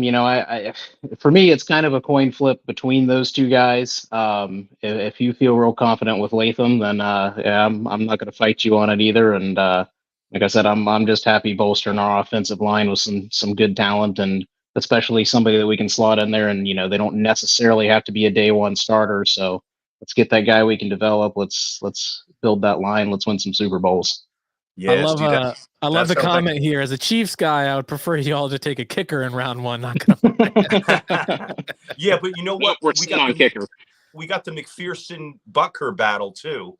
Like those are two of the top kickers in the game. I mean, the Bengals and the Chiefs are just going to be pounding at each other for years as long as the quarterbacks stay healthy. But wait, can I make it official? Can I actually do let's get it in. Let's make do the thing. Do it. With the 18th pick in the 2024 NFL Draft, the Bengals select J.C. Latham, tackle, Alabama. I like it. I like it. I love the reasoning. I love the back and forth. We had a comment that just said, hey, this is what a war room probably is like. When you're down to two players that you have similar grades on, you're talking to the position coaches, you're talking to assistant coaches, you're talking to different scouts, and it could just be that one little measurable that separates it. Maybe it was that arm length being a half inch to an inch. So J.C. Latham, pick out of Bama SEC school, solidifying that offensive line. I love it for Burrow and the Bengals. We appreciate it, boys. Truth. I appreciate it. Thanks. No, really appreciate it. And Frank, talk about your podcast real quick before we hop you off. Yeah. It's called the Unofficial Bengals Podcast. I'm in my 5th season now, 170 something episodes. Oh yeah. And you can find it Apple, Spotify, the whole deal. But if you want to find me on social media, on Twitter or Instagram, and now Threads, it's at Cincy Bengals Pod. Love it. Love it. Cody, as always, appreciate you've called into a couple of live shows. Always love the support and everything. So really appreciate y'all both hopping on. And like the comment said, no, it's awesome hearing it, because that's what it's going to be like on Thursday. You see the videos when the Eagles drafted Milton Williams in the 3rd round, you saw one coach was pissed. One coach didn't have it, and you saw another coach across the room pumping his fist. Like, there's going to be these guys that one guy loves and another guy doesn't. And you guys just kind of talked about it, went through it, said, hey, look, we got similar grades in these guys. And like y'all both said, like, they're both right here on the NFL Pro Football Network website. They're both ranked right there with each other. So, they're both going to be pretty solid guys. So really appreciate that. So thank you. Yep. Yeah, Thanks again for appreciate it, having me boys. on, guys. It's always Thank fun. you, guys. And, I got a new podcast to go check out, so I'll come look you up. Cody, I really appreciate that, my brother, and I'll catch you guys. Thank you for everything. Hell yeah. Let us know if you ever want us to hop on. Hell yeah. All right, Coach. We got to have you pick for the Rams here real quick, and then we have a Steelers rep that's going to be coming on and making that pick.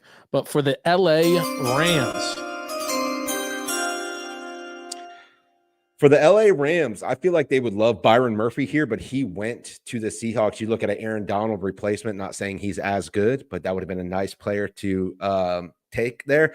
I think they go up the road here, right? Save my boy some travel expenses. They go to UCLA and take edge Laiatu Latu out of UCLA.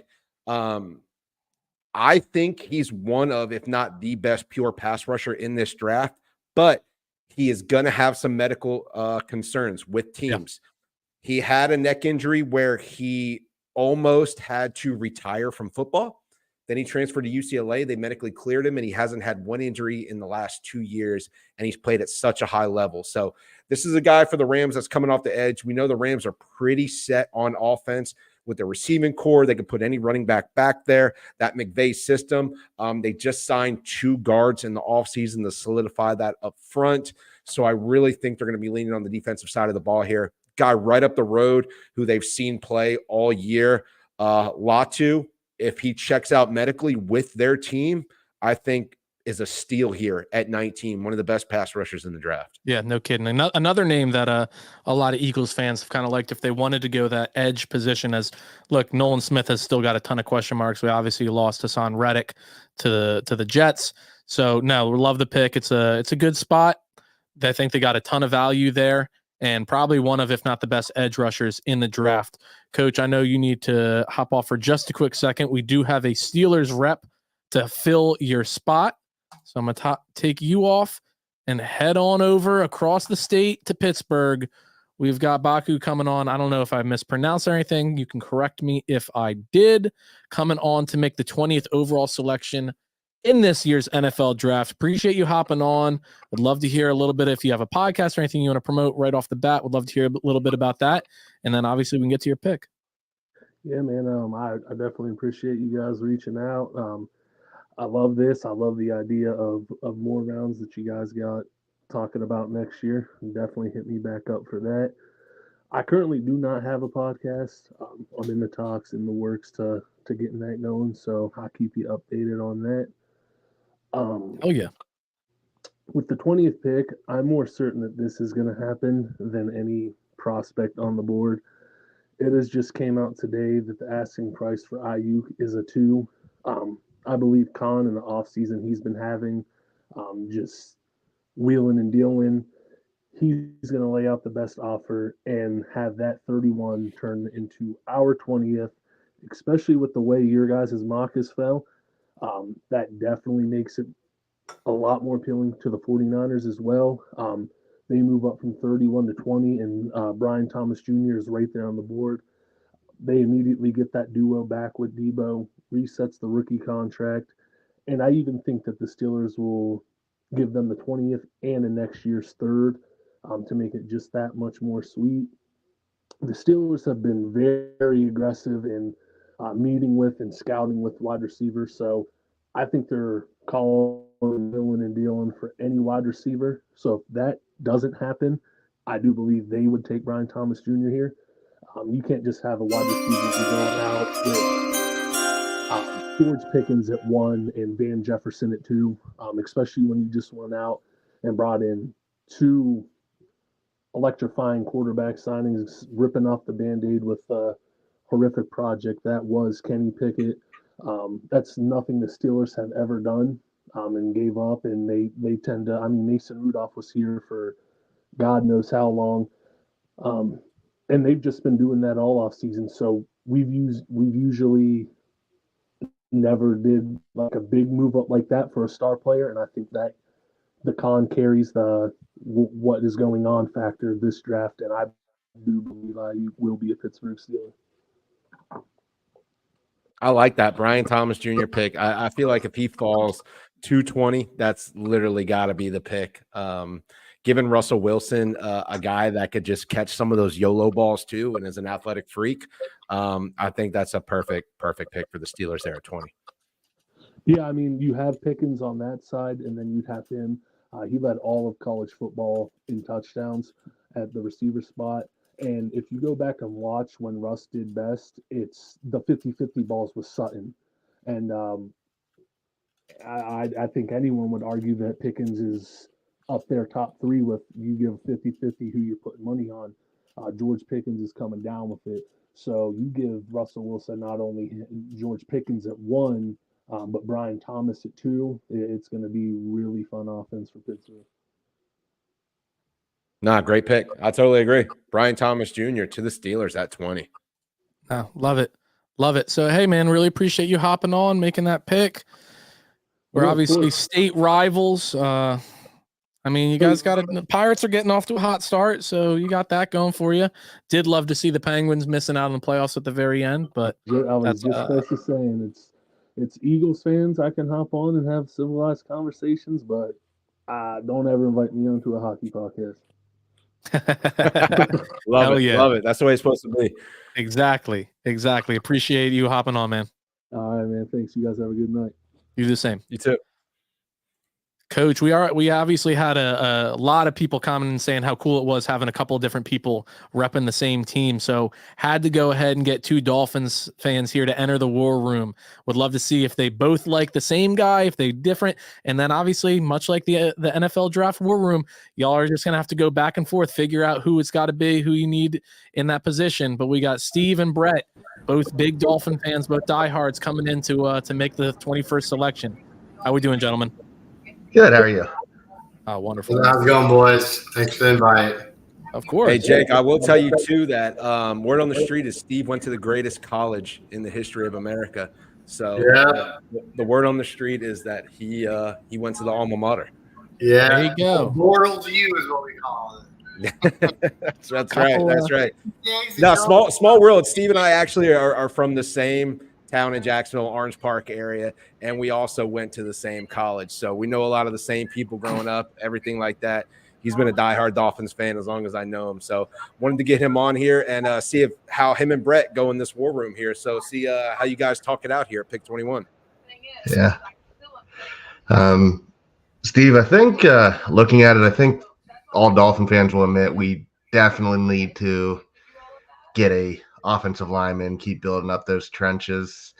The popular name with most Dolphin fans, I think, is Graham Barton, but I think with Talise Fuaga there, you kind of have to take him, and then he plugs right in at the right guard next to Austin Jackson for next year, and then maybe try him at left tackle in 2025.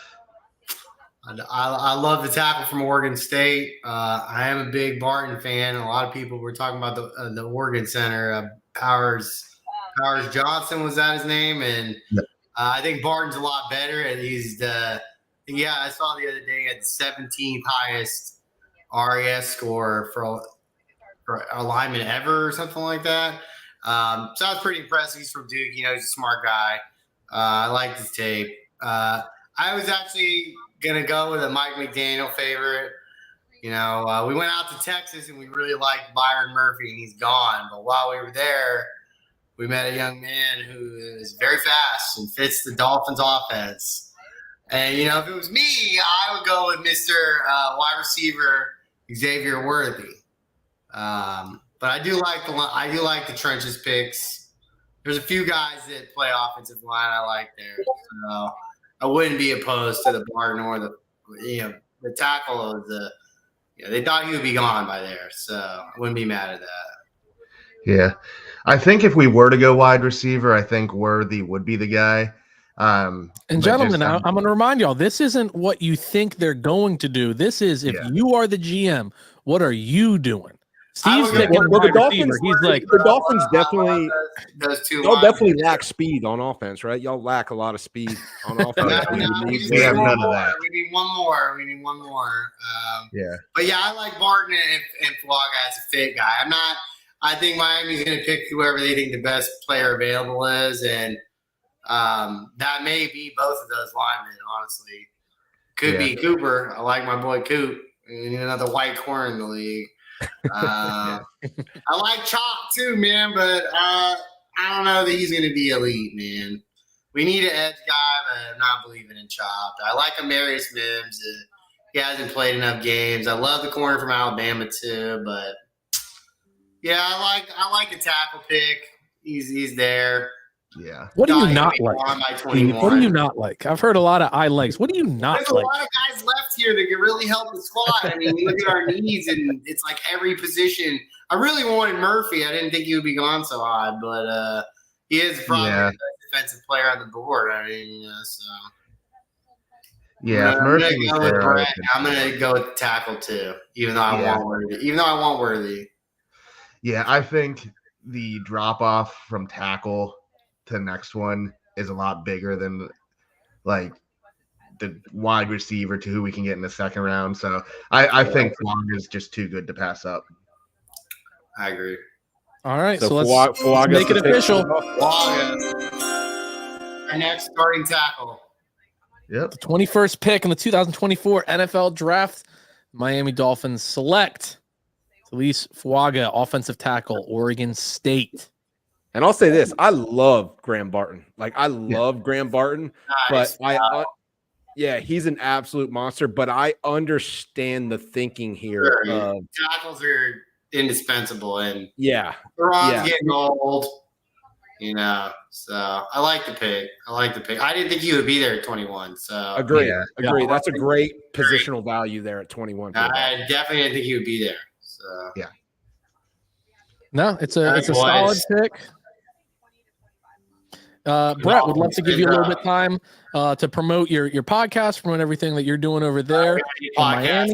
I just talk shit on a bird like Kevin Durant. So. Joey's like one of the only two people I know in real life who actually know who I am on that Twitter. So you see, I won't expose your Twitter handle. I won't expose your Twitter handle for the world.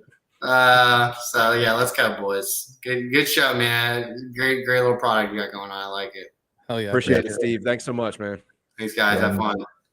I have a podcast with my friend Jordan. He wasn't able to join us tonight. He's actually at the Panthers playoff game right now, watching them play Tampa. So that's right, it's just me. But we do a podcast called The List because we actually 2 years ago, our one friend made a Tua haters list and we tweeted it out and it went viral. Actually ended up on ESPN.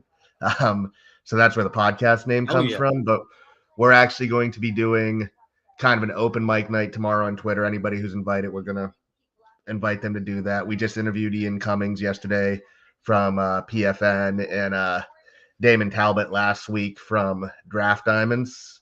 So we are trying to get some people in the draft, and then we're going to try and live stream on the draft too, and just try and get people from different teams to come in and out. We actually did what you guys are doing tonight a couple weeks ago too, and that ended up being a lot of fun. You guys are a little more organized than we were because our buddy came up with it, and then he's like, we did the first pick. He's like, all right, now we got to go find someone else. And we're like, dude, you've had this idea for 2 weeks, and he didn't have anybody else. Well, Brett, we appreciate that compliment. It's the first time anyone's ever called us organized. Yeah, I was going to say that's not a word that is thrown around the Talking 2 and 5 war room often. So we really appreciate that, man. We'll be sure to check you out as well. And anytime you want to link up or collab with us as well, feel free to reach out. We'd love to have you on and appreciate your insight on the pick as well. Absolutely. Thank you. Have a good night, guys. You too. You the same. Coach. We're here. The Philadelphia Eagles are on the clock. It is that time of the night. We are here in the Philadelphia Eagles talking 215 War Room, breaking everything down. Coach, you got anything? You got anybody on here that you want to kind of tease, not give it away? We're taking all 7 minutes of it. We're taking all 7 minutes to make this pick.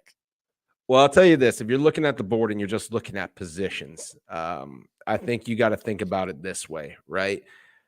Tyler Hall and Avonte Maddox on 1-year deals. Isaiah Rodgers just reinstated today, 1-year deal. James Bradbury may be moved, on draft day. And then you also have Darius Slay, who's 33 years old. So that really leaves the only corners in the secondary that you have on your roster after this year are Josh Jobe, Eli Ricks, and Kelee Ringo. I mean, what are we talking about here, right? Like, what are we really talking about here? We talk about Vic Fangio's defense too, like in certain types of players, versatile chess pieces. And you went ahead and got CJ So you have a guy like that at your disposal that you can use. I think I'm leaning secondary here. What are you thinking, Jake? No, I mean, it's all day. It's all day. There's no question. We already talked about it at the beginning. Offensive tackle, it's a position that we're going to get, we'll make them to an NFL starter, if not an NFL star, with Jeff Stoutland there in the coaching staff. But you said it, everything that needed to be said. We have an aging Darius Slay. We have a James Bradbury who clearly is not the guy that we thought he was going to be. We got Isaiah Rodgers, but he's on a 1-year deal.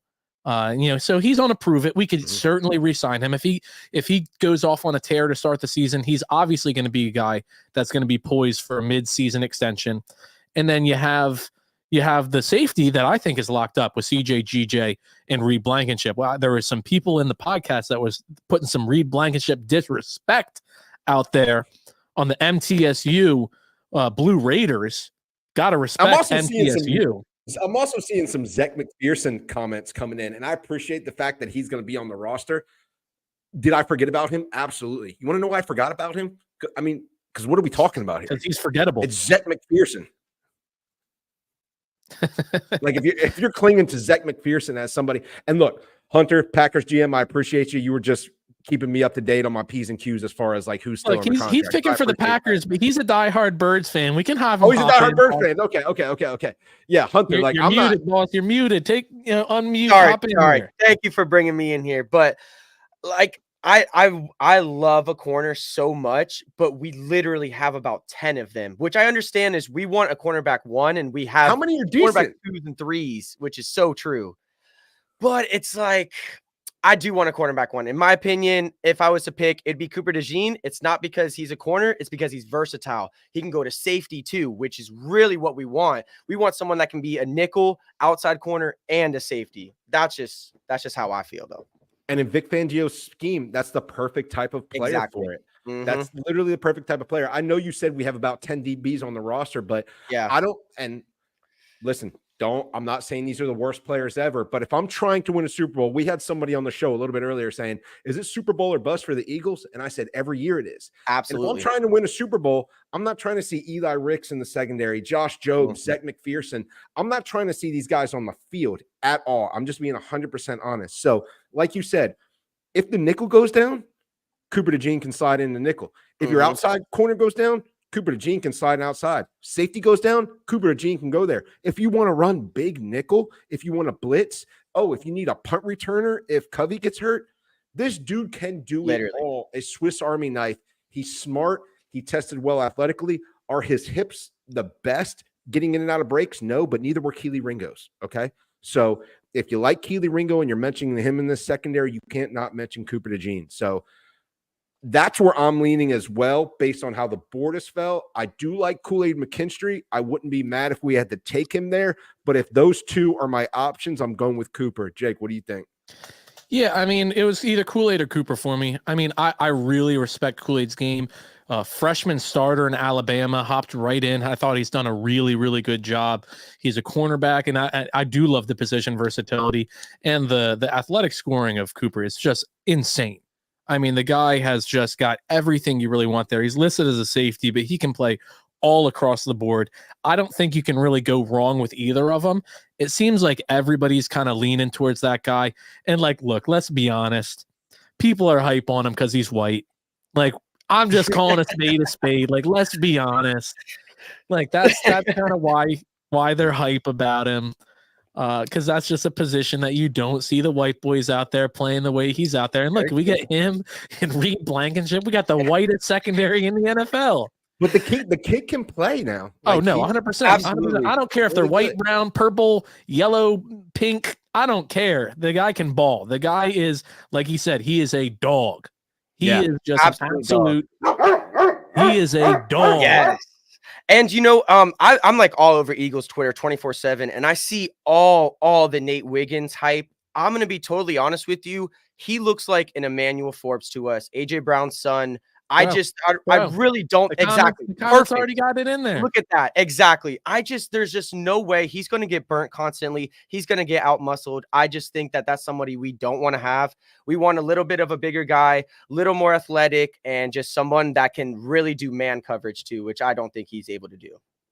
Well, I think when you look at Nate Wiggins too, like you have to say, like, when you're drafting a team, people always want to say this term, BPA, best player available, best player available. But I really think that's only the first part of it, right? It's best player available at a position of need, and it's best player available based on your scheme.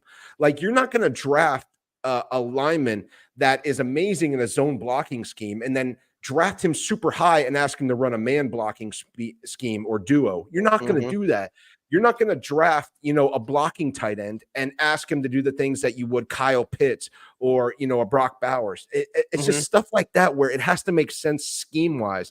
And I don't think Nate Wiggins is a guy that fits Fangio's scheme, to completely honest. And he likes guys that are physical, versatile, and, that can peek with their eyes in the backfield, everything like that. He can run all day. He's very fast, but he's slender. He's thin.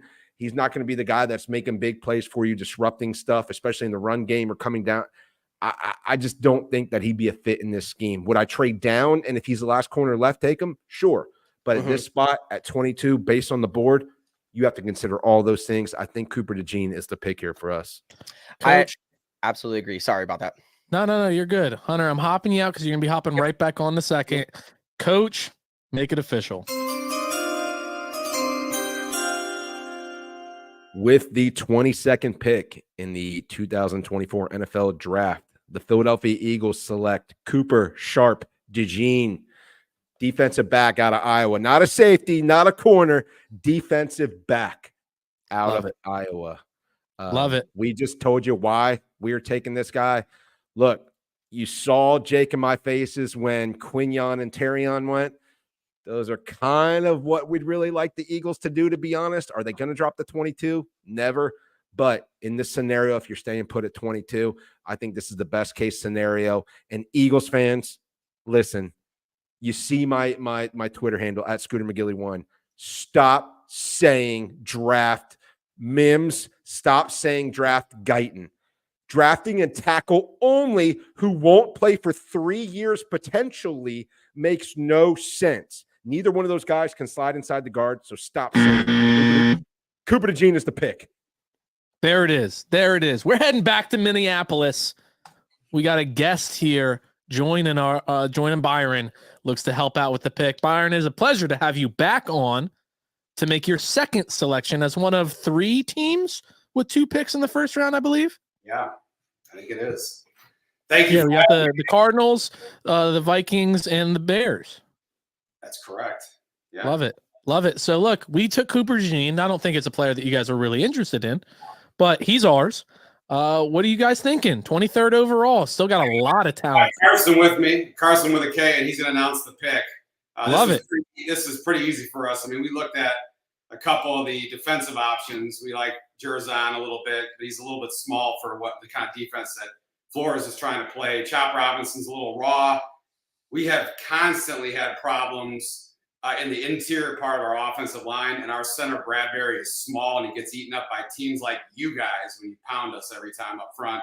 So, Carson, give him the pick. Let me get the sounder. 2024 NFL Draft, Minnesota Vikings select Graham Barton. I love that pick. What a pick. What a pick. Beautiful. He is nasty. He is nasty human being. Yeah, it's just been a problem. I mean, we've been drafting guard a little bit here, and it just hasn't worked out. Our bookend tackles are outstanding, but we just had a few problems in the interior, and this just makes all the sense in the world. Obviously, on defense, if Byron Murphy would have fell down there, then we'd have snagged him in a second, which he wasn't going to fall down there. And obviously, I absolutely love Quinyon Mitchell. That was a stud pick at 13. But in fact, I think his ability to be a superstar in this NFL. That's why I think the Eagles are going to try to move Earth to try to get down there and get him if he falls far enough. But guys, I appreciate you having us today, Carson. Oh yeah. And I'm definitely interested in doing the 7-rounder next year. So keep me in mind for that. No, would love it. Would love it. I'll say Byron and Carson, talk about not having to trade away your future or trade away multiple picks. You come out of there with Graham Barton and JJ McCarthy. You got to be happy after night one on draft day. I'm not going to work on Friday if that happens. We've been talking about the haul for Drake May or McCarthy down. I was looking like this is probably the haul. It's going to be 11, 23, first rounder in 2025. And probably a 3rd rounder in 2025 as well. We got 3 3rd rounders that year. So maybe even another one or a possible 108 this year on top of it. We're going to get fleeced, but when you're in our position, you got to do it. But man, to walk away with these 2 players, I think Kwesi and Kevin O'Connell would just, I don't know what they'd do. It'd be insane. It'd be awesome. I'd be so happy. I don't even know. The happiest I've been in a long time since before when we beat the Saints in the Minneapolis Miracle, then we got stomped by you guys the following week. So, but thanks a lot, guys. This has been fantastic. The guys coming on, I love the duos coming on, so I figured I'd bring my duo on. I love it, man. I love it. I love the family representing for the Vikings. I know you guys say Skol all the time, so we appreciate you hopping on, making 2 great picks. Thanks a lot, guys. Thanks. All right. Well, I guess we can head on over to Texas and make the Dallas pick. We got Ali joining us from Flower Mound, Texas. Ali is one of my fantasy football members. He's one of my buddies that I argue with 24/7, 365 about his team and mine. So yeah, he was also one of my co-hosts on my previous podcast, Jake, before you lured me over to Talking 215. So he knows his shit, but he's going to keep it real with you. He's going to keep it honest on the State of the Union over there in Dallas. Yeah, what a state of the union right now. Just earlier, you guys said, just want to contradict the statement from earlier. You said all teams tamper. That's bullshit. The Cowboys don't tamper because they don't sign anyone. So that's true. So let's clear that up first of all. But yeah, it's been they easily had the worst offseason of any team. They lost a lot of players. Now a lot of them are replacement level players. Tyron was really the only one I was super upset about, but the issue is they're not bringing in other folks, even at the bargain bin kind of shopping that they typically do. So don't know what they're doing. I guess this is their version of all in. I guess we have different definitions of that, and that's fine.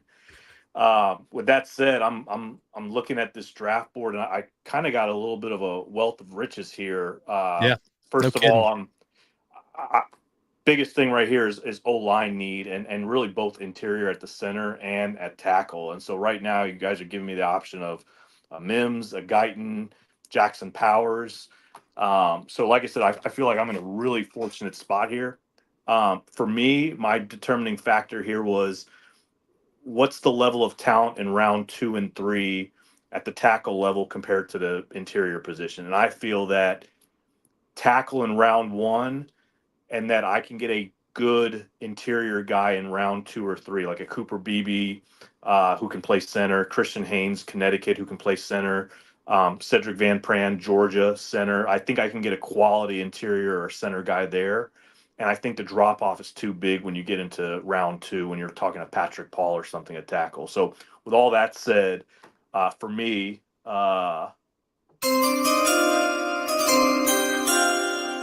with the 24th pick in the 2024 NFL Draft, the Dallas Cowboys select Amarius Mims, tackle, Georgia. So for me, this is, like I said, easy. This is the one position that we did have an all-pro that we lost. The rest of them we did keep. He's raw in terms of how much games he's got under his belt. He's got 8. He had an ankle injury as well that he dealt with, but the 8 games that he did play, if you watched, he was pretty magnificent. His size is incredible. He's very toolsy, as they like to say in the scouting world. I'd love to see him next to Tyler Smith, and this allows Tyler Smith to stay at guard where he got All-Pro accolades last year. So for me, I'm running to the podium with this card. Ollie, let me ask you, if Barton was still on the board, would he be under consideration, or does your same thought process fall into play here? Same thought process. It would be harder because I actually do like Graham Barton more than Jackson Powers, and I like Jackson Powers quite a bit.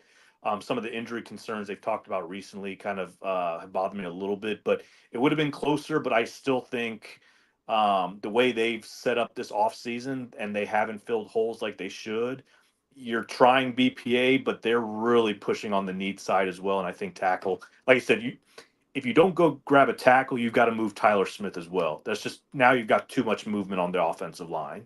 So would have been closer like Graham Barton more and Jackson Powers, but I'm still going Mims here. I like it. Take the high upside. Smart pick for Dallas, replacing Tyron Smith there. Ali, anything you want to plug or add before we let you go, man? Nothing podcast-wise or anything to plug, but yeah, we obviously had a good time when we were on podcast before, co-hosting. If anybody wants to hear me complain and bitch about the Cowboys, Mavs, Rangers, or Stars, and they're all collectively bitch-worthy right now, you can follow me on Twitter, MB3 Effect, if you're interested. But other than that, no, I'm good. Appreciate you guys having me. This was good. I was listening to the other ones, and I like the setup, so good job, guys. Appreciate it. I really appreciate the time, and you don't hear me complimenting a Cowboys fan too often. But I loved when you guys said that you had the worst off season. Made me feel a little warm inside. It's true. So, hey, appreciate the time, guys. Really appreciate it. Yep. Well, let's head on over to Philadelphia for the Green Bay selection. Yes. First off, of course, I want to say go Birds, baby. Go I knew Birds. you guys would, of course, have it. So I picked my what Eagles fans don't like to say, but I do have a sub team, and my sub team is the Packers. My brother is a huge Packers fan, so I am extremely informed on them. He constantly thinks they're better than us. They're definitely fucking not, but we'll find out week 1, I guess. Oh, we're gonna find out week 1, and trust me, we're gonna have a banger of a party for week 1, especially. But Packers concerns.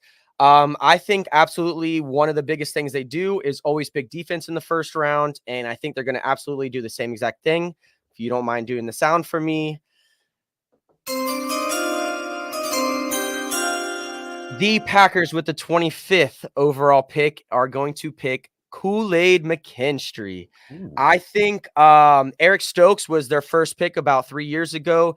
Absolute tank, worst injury record. I think he's questionable every single freaking game ever since his rookie year. And I think they just need someone else on the opposite side of Jair Alexander to absolutely have a shutdown corners, and which would really be scary for us. But I really think that's something they would do. Yes, they do need O-line. Jordan Love is him. I'm going to go ahead and admit it. Jordan Love is really, really good. He gets the ball out super, super quick. If my brother wasn't a Packers fan, I would have no clue who their weapons are. And he somehow threw 32 touchdowns to those weapons. So, and I apologize for that. I also want to say, damn you to the Vikings representative, because I definitely would have gone Graham Barton over him, because I feel like I just said, who is Sean Ryan? That's their starting guard right now.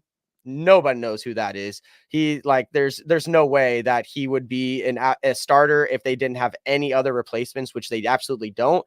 Jalen Carter might find out. Jalen Carter might find out who Sean Ryan is. Oh, absolutely, absolutely. And they just picked up our boy, so which is our botched first round pick who we had in 2019. Was it Dillard? Old Andre Dillard. Andre Dillard. So our butcher.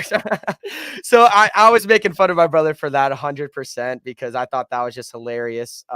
There's no way he's going to ever start. He is absolute dog. Last year, the absolute 32nd worst tackle in the league. Most pressures, most sacks. Super embarrassing. But I do think they go Kool-Aid McKinstry because they have a new scheme. They have a new defensive coordinator. and he plays a lot of man, and that's what Kool-Aid is for. He's a great, great man cornerback there. And I have no doubt that if he does fall this far, Kool-Aid McKinstry will definitely go to the Packers. There it is. Solid pick. Love it. Go Birds. Go Birds. Absolutely. And we're definitely going to, go up in the draft and get Kenyon Mitchell or Arnold.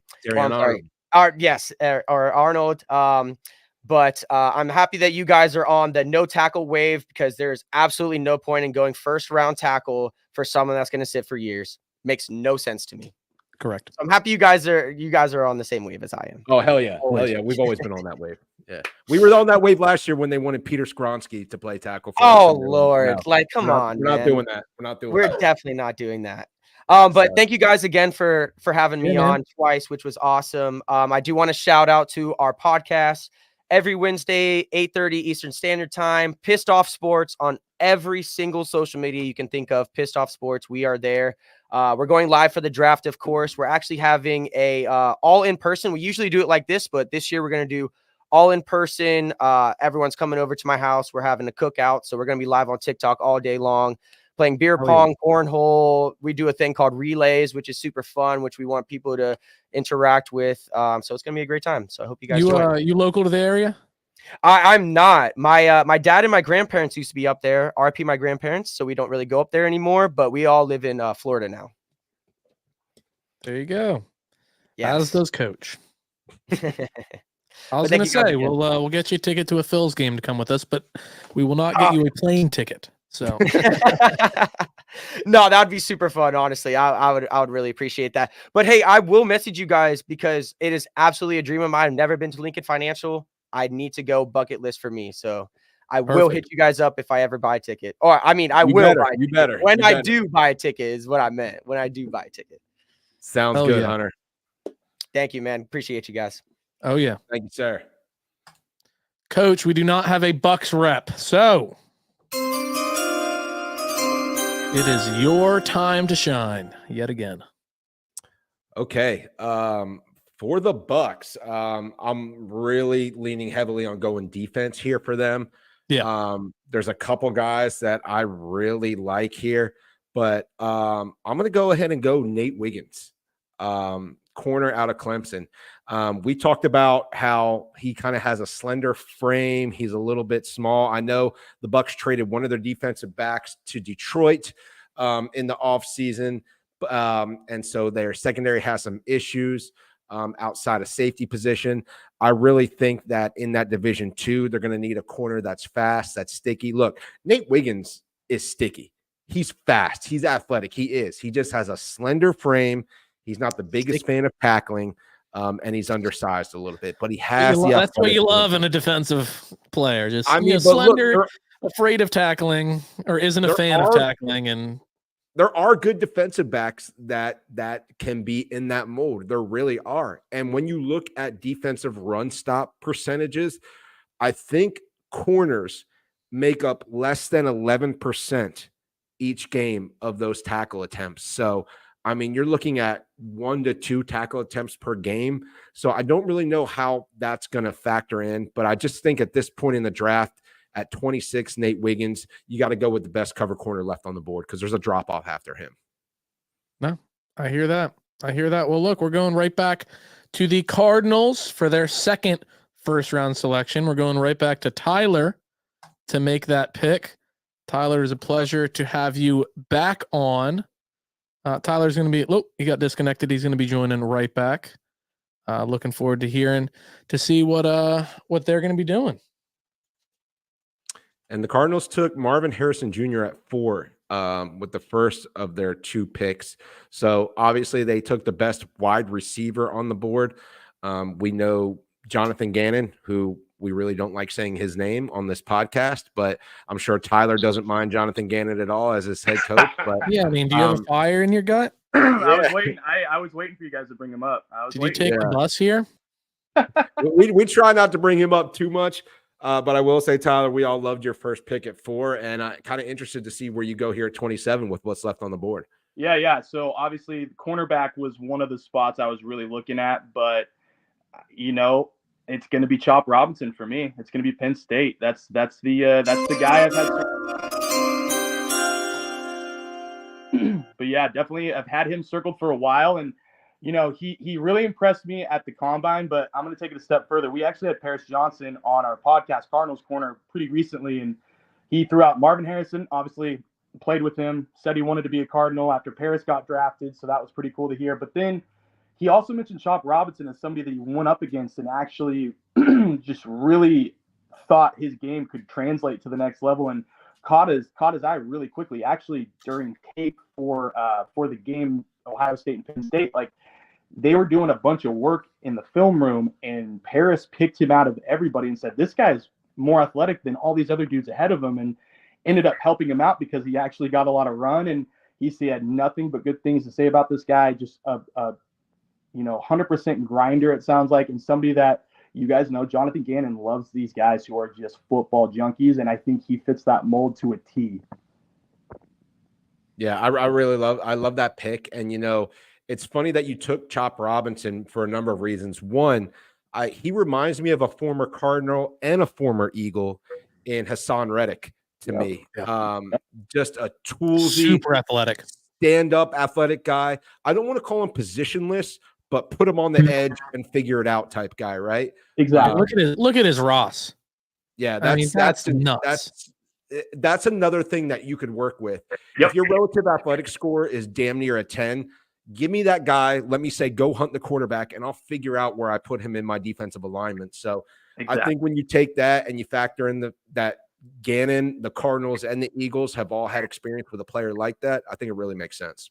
Yeah, I mean, it said it right there, has the ankle flexion. I mean, we talked about Hassan Reddick just bending, just damn near parallel to the field and just burning these tackles around the edge. Chop, you heard some people talking about him earlier. He's very raw, but just has so much potential.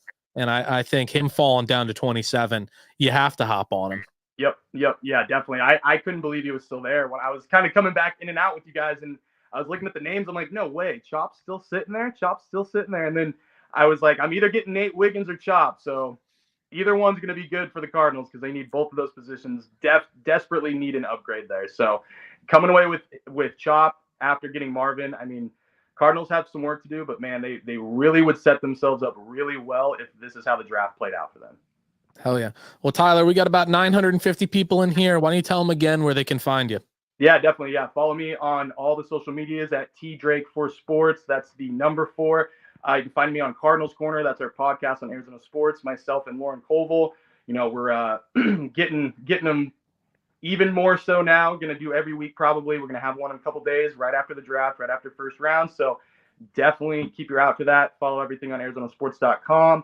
98.7 the radio station. We're going to have a huge draft show for the first round. So definitely tune in. Probably hear my voice, might see me. So there you go. Love it. Look, man, I've been known to come out to Arizona every now and then. So if I do, obviously, I'll be hitting you up. As it's a small state. So if I'm in Arizona, I'll probably be just, a stone's throw away from you. Yeah, for sure, man. Let me know. Always down. Love it. Appreciate the time, man. No problem. Coach, can you believe this? We couldn't find a Bills rep. That just seems nuts. The Mafia doesn't have a rep? Yeah, I've reached out to a ton of people. Got straight up ghosted.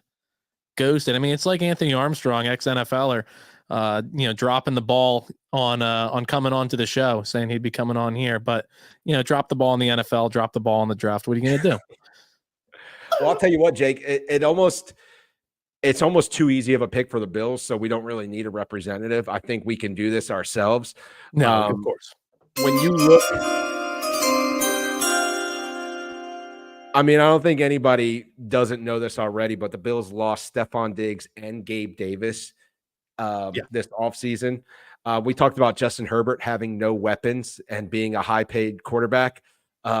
Same thing with Josh Allen. Great quarterback, has literally no weapons now. They got a couple tight ends. They got Dalton Kincaid in there and Dawson Knox. But outside, you're going to need a threat. You're going to need a big-time X.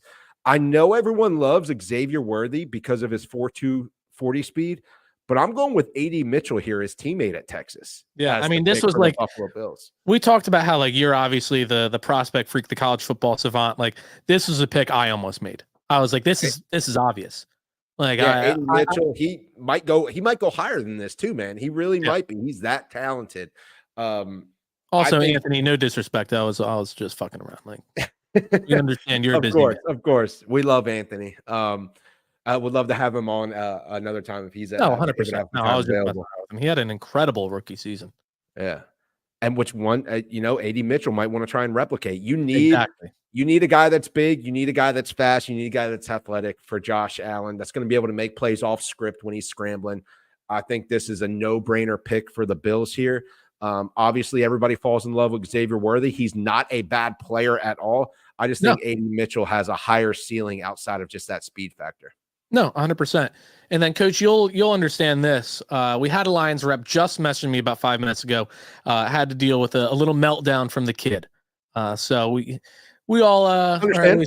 I don't yet, but you understand that, and I'm sure a lot of people that have been in here can understand that. So, Coach, you're going to be picking yet again for the Lions. Go right ahead. For the Lions, this one is tough, man. I really like their team. I really think that if Nate Wiggins was still on the board here, they would go. We have the rep commenting in, so I will say they do have a pick, and I did. He said he had to do something with this kid. I made up the meltdown. Sure. Who knows? I just made that up. So apologize if you're like, hey, don't disrespect my kid like that. I just made that up because I know you said it was something to do with your kid. But they did pick. I think we should honor their pick as they were the rep. Commenting, they are picking with the 29th pick in the 2024 NFL draft. The Detroit Lions select Ennis Rakestraw, cornerback, Missouri. I was wondering if they were going to pretend. I don't want to say the word reach, but I was wondering if they were going to kind of reach for the next best corner available. I just mentioned Nate Wiggins as being the best of the last of the corners. Some people like Max Melton. Some people like Ennis Rakestraw. There's TJ Tampa. But Detroit really needs corner help, and you could tell by the selection of this pick. Rakestraw is a good player. He's very physical. He has inside-outside flexibility, played in the SEC, so he has that familiarity in big games. Might be a little rich for round one, but if you took him at the top of round two, nobody would question it. So I still think it's a good pick for what they need. No, 100%. And no need to apologize for he's commenting. He's apologizing. No need to apologize. I understand life happens, and we appreciate you at least hopping in the comments with your pick. So greatly appreciate you doing that. We do have reps for the final 3 teams remaining.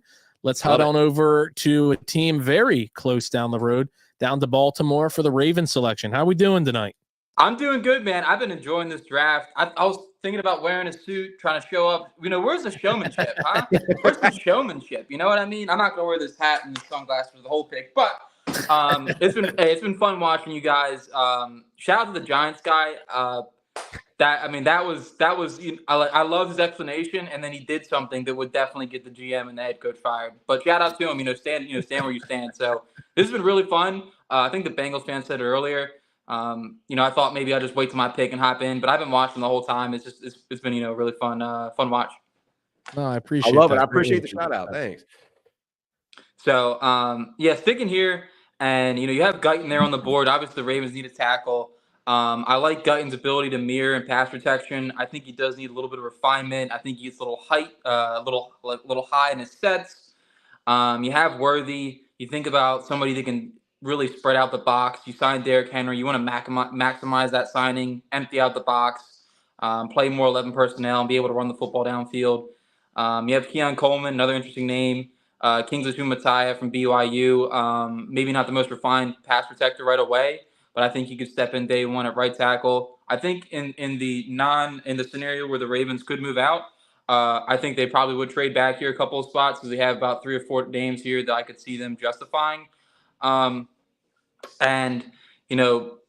are a BPA team, and you look at someone like Jackson Powers, maybe slide him side to guard and let him and Linderbaum and maybe replace Zeitler like that and let Voorhees or Ben Cleveland step up. So a lot of options here.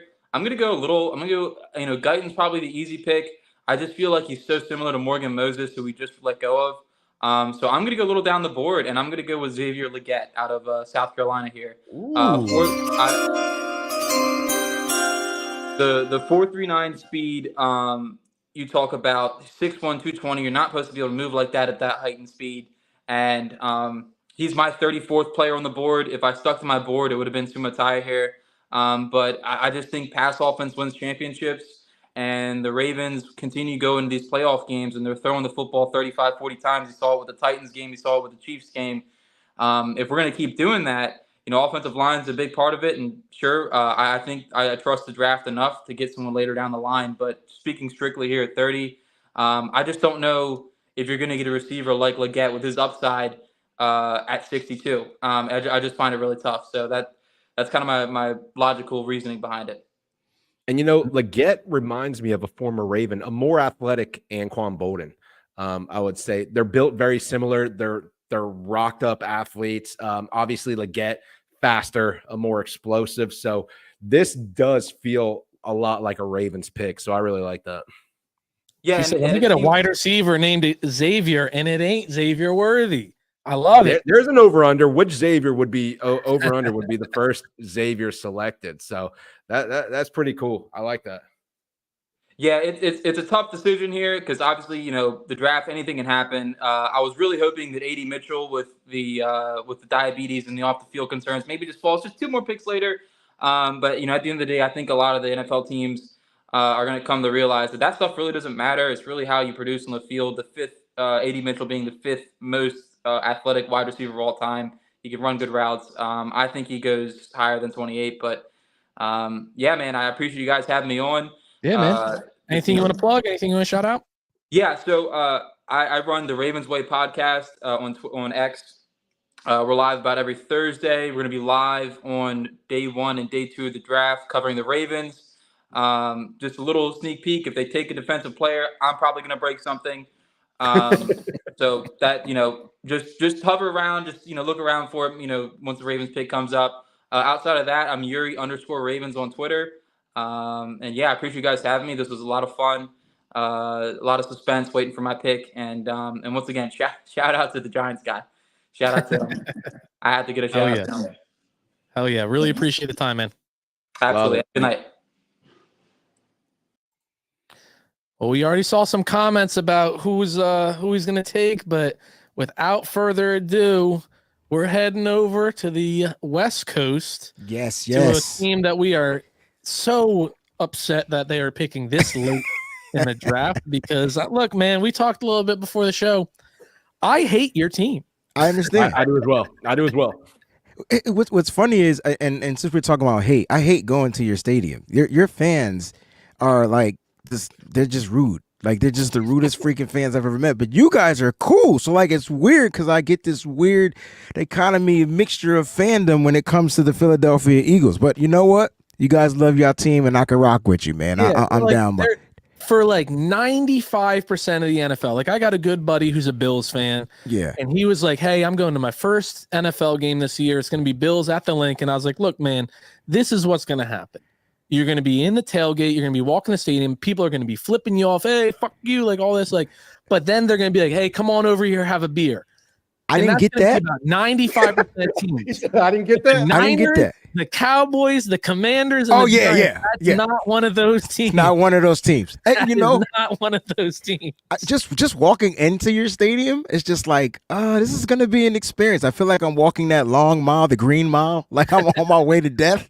Like, you know what I mean? But I tell you what, some of the fans are cool.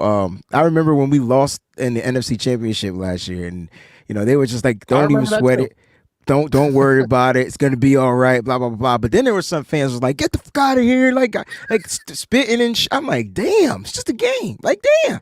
But anyway, I'm happy to be here. Thank you guys for having me, man. I can't wait because I'm looking at who's on the board, and this is my pick. It's not the 49ers pick. I'm the general manager. That's right. This is my pick. And I'm sorry. Look, the Niners are gonna go in the trenches. I hope 49er faithful don't get mad. They're going to draft a player in the trenches. I'm hoping they don't reach up and get a guy like Roger Rosengarten when they can try to trade up and get him in the second round, right? And so, like, I'm looking at on the board, I'm seeing Tyler Guyton, who I fell in love with at the Senior Bowl. I was at the Senior Bowl, I was like, oh, this guy is going to be something special. His athleticism is through the roof. What is that, like a 9.6 raw score? It's up there. It's really high. I'm like, yo, he's going to be through the roof, but he is raw. as far as tackle position. I don't know if the Niners are gonna go that route when they feel like they could get a more not athletic, but a guy that kind of fits them in that wide zone scheme system. And so I don't know if Guyton is that dude. I do know Roger Rosengarten might be that dude. He's working out with Joe Staley. He likes to run wide zone, outside zone and stuff like that. That might be a guy that they look up to get. But I'm looking at Johnny Newton, and I don't know how in the hell people passed up on the number one defensive tackle in this draft. Okay, not Blake Murphy is good. I'm not gonna. He's good. He's good. He's really good, really good. But there's something about Johnny Newton. Okay, Johnny Newton is that dude, and I can't pass up on Johnny Newton, man. My pick is in. I don't need 7 minutes. And here's the thing, right? The San Francisco 49ers have in the offseason have kind of they let go of Eric Armstead. They traded for Malik Collins from the Houston Texans, who's on like another year deal. He's not going to be around long. They signed a free agent on a 1-year deal, and then they signed some of their guys back, like Kevin Givens. So they don't have a long-term guy at this position. And Javon Hargrave, even though Javon Hargrave, even though he's going to be with the team for like another year, I think they restructured his deal and stuff like that. I could see them moving on as a cap casualty, like how they did Eric Armstead in a year or whatever. So I see Johnny Newton, and I'm saying, give me Jerzon. Put the ding. I got my own ding, ding, the ding, ding, the ding, ding, ding. Get that draft chime. Let's go. Johnny Newton is the pick for the San Francisco 49ers. People could be mad. I can care less. They could kiss my ass. That's the pick. That's the guy we want on this team. And you get him for 5 years, right? 5th-year option, first round. And so, realistically, they may move out of the first round, which I think would be dumb. But if you see Johnny Newton standing right there, you got to go grab him. Wayne, let me ask you a couple things. One, first of all, I love the pick. Well, I don't love the pick because I hate the 49ers. But I will say this. If you've just typed into YouTube Johnny Newton, and the first 30 seconds to a minute, you're like, holy shit. This guy is an absolute animal. And I agree with you. I don't know why he's lost some steam. Liz Frank injury. Draft cycle. Has to be but the injury. He was considered a top 12, top 13 player in this draft. So I think getting him all the way down here at 31 is an absolute steal. The only other thing I wanted to mention to you, and like I said, you're the GM. This isn't the 49ers pick. You're the GM. Mm-hmm. I've been on my phone during this draft, and I'm seeing a couple of my buddies text me that are connected around the league here and there, and I'm seeing a lot of Ayuk maybe moved on draft day stuff. Does that sway your decision at all? Absolutely. And it depends on, like, let's say let's do a hypothetical. I think I got like 2 minutes left in my 7 minutes. Let's say Brandon Ayuk is traded in the top 10 because one of these teams wants a sure stud wide receiver. They got to go out and get a wide receiver, right? They got to get one of those top studs, the Roman Duzes, those type of guys that'll probably be there. Adonai Mitchell would have been on my list to get. Unfortunately, he went earlier to the Buffalo Bills. He was just sitting right there for the Bills. I thought he kind of gives me the CeeDee Lamb vibes. I think that's somebody that the 49ers would have probably reached on if Brandon Ayuk was gone, but I don't see them getting into the top 10. So I'm looking at the Steelers at that 20, possibly the Jacksonville Jaguars at 17, kind of like those early rumors that were going around. So Brandon Ayuk, my buddy texted me, just to give you a heads up. That's what my buddy texted me. So like I'm saying, if I'm trying, and he's spot on. So I'm hoping they find a way to work out a deal, but the Niners do got to figure out how to save money. They can't pay everybody. And if Brandon Ayuk's number is higher than like 25, 26, I just don't see them giving him that a year when you got Brock Purdy on the docket that you got to pay after this year. So it's going to be tough for the Niners, but I'm hoping Brandon Ayuk stays, but it definitely would change my decision. And so, I like, and The Rock says, would I trade with the Commanders for 36 and 40? So this is an interesting thing. So I talked about not moving back, but now there's still some value because Malachi Corley is still available. There's some guys that I think will fit the 49ers really well in that second round. And so, but I would need something else like in the future, maybe like a 3rd round pick that can possibly be a 2nd round pick, depending on how Brandon Ayuk does or whatever like that. So I would need something like that. But this is actually something that I would entertain if Adam Peters is willing to do the 40, that would be a solid, in my opinion, for the San Francisco 49ers from Adam Peters, because that's where he came from. So that'd be a solid. I would do that. I think it's official that Wayne's two the only early 49er second round fan picks for Brandon Ayuk. You accept that as soon as it hits bro. the phone. Like I said, and give me. I'm gonna ask for something in the future. They can say no. I still would run in like that. That's it, man. Because you can still snap. Wayne, I think you take that deal if it's before the draft, because then you could use that to move up. Into the. There you go. Yeah, if it's before the draft, not if it's like after, like if it's like right now, then you're like, shit, I can't move up and use 36, 40 as ammunition. But I think if that's before the draft, you take 2 high second picks, right? I mean, if too high is let's be honest, is Brandon Ayuk worth 2 high second round picks? Absolutely. You talk about a first round pick you talk about first of all, we're talking about a guy that the 49ers traded up to pick 25 in the first round to go grab him, right? So they moved back up in that first round. The first pick was Javon Kinlaw. Then they ended up trading back up to get Brandon Ayuk. Look at what he's blossomed into. I think, in my opinion, he's definitely a top 10 wide receiver. Some people feel like he's a top 5 wide receiver. And I know there's some guys out there that he doesn't get the same, stats as these guys because he's not the number 1 option, but he's going to go somewhere and become the number 1 option. If Brandon Ayuk did what he did, not being the number 1 option, if he's all pro at not a number 1 option, imagine what he would be as the number 1 option. It's tough for him. Ayuk. It's tough for him to get involved in that 49ers offense. But when they call his number, they get him the ball. It's bada boom, bada bing. They took Leggett. No, the Ravens snatched up Leggett. I didn't even know they were looking at Xavier Leggett. But yes, there'll be some guys there. No, I love it, man. I love it. Anything you want to plug? Hey, man, just shout out to everybody out there, man. Follow me at @VWayneBreezy on all social medias. I'm a 49ers content creator, a content creator for Bleacher Report as well, covering the Celtics as well. So, yeah, it was all sports, man. I can't wait to draft day. It's going to be big. Shout out to Nitty Gritty Niners, nothing but Niners. Thank you guys for having me. Appreciate it, Wayne. I love Thanks it, man. so much, man. Love it. Peace. Like Philly Dog said, might be one of the only 49ers fans that we like. I can't wait till we do simulcast streaming once the season starts because we play. Let's go. Of course. No, I really appreciate the time, Wayne. There's a list of 49ers fans that we like, and it has one person on it, and it's Wayne. It's Wayne. There we go. Well, look, we're at the last pick of the draft. We got Bob coming in to pick for the Chiefs. A lot of talent. Talent left on that board. I really do think it's a good spot. First off, how y'all doing today? Oh, doing very well. Thank you for hopping on. Yeah, it's been a fun 2 hours. You said that thing about waiting or maybe leaving, doing something else. I've stayed for this entire thing, just on and off. Good show. Got a boy, appreciate it. Yeah, man. Seriously. And I really do like this spot because there's a lot of guys like Guyton.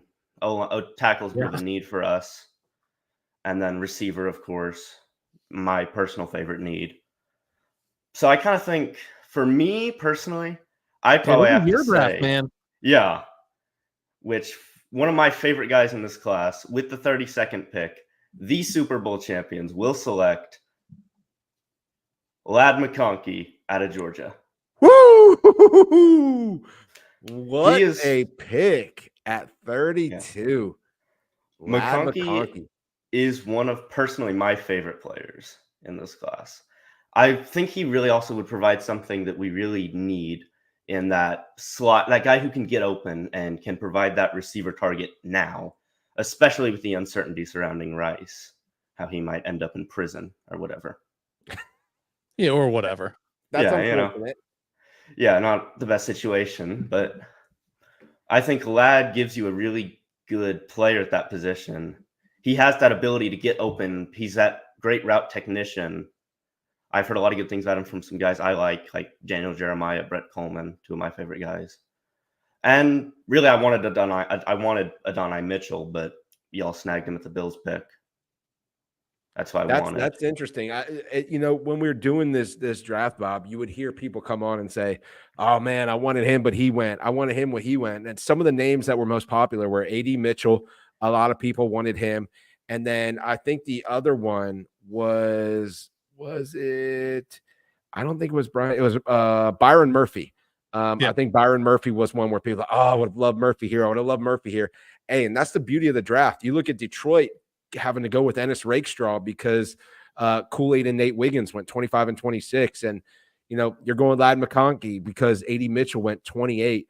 I think the beauty of this draft, right, is no trades.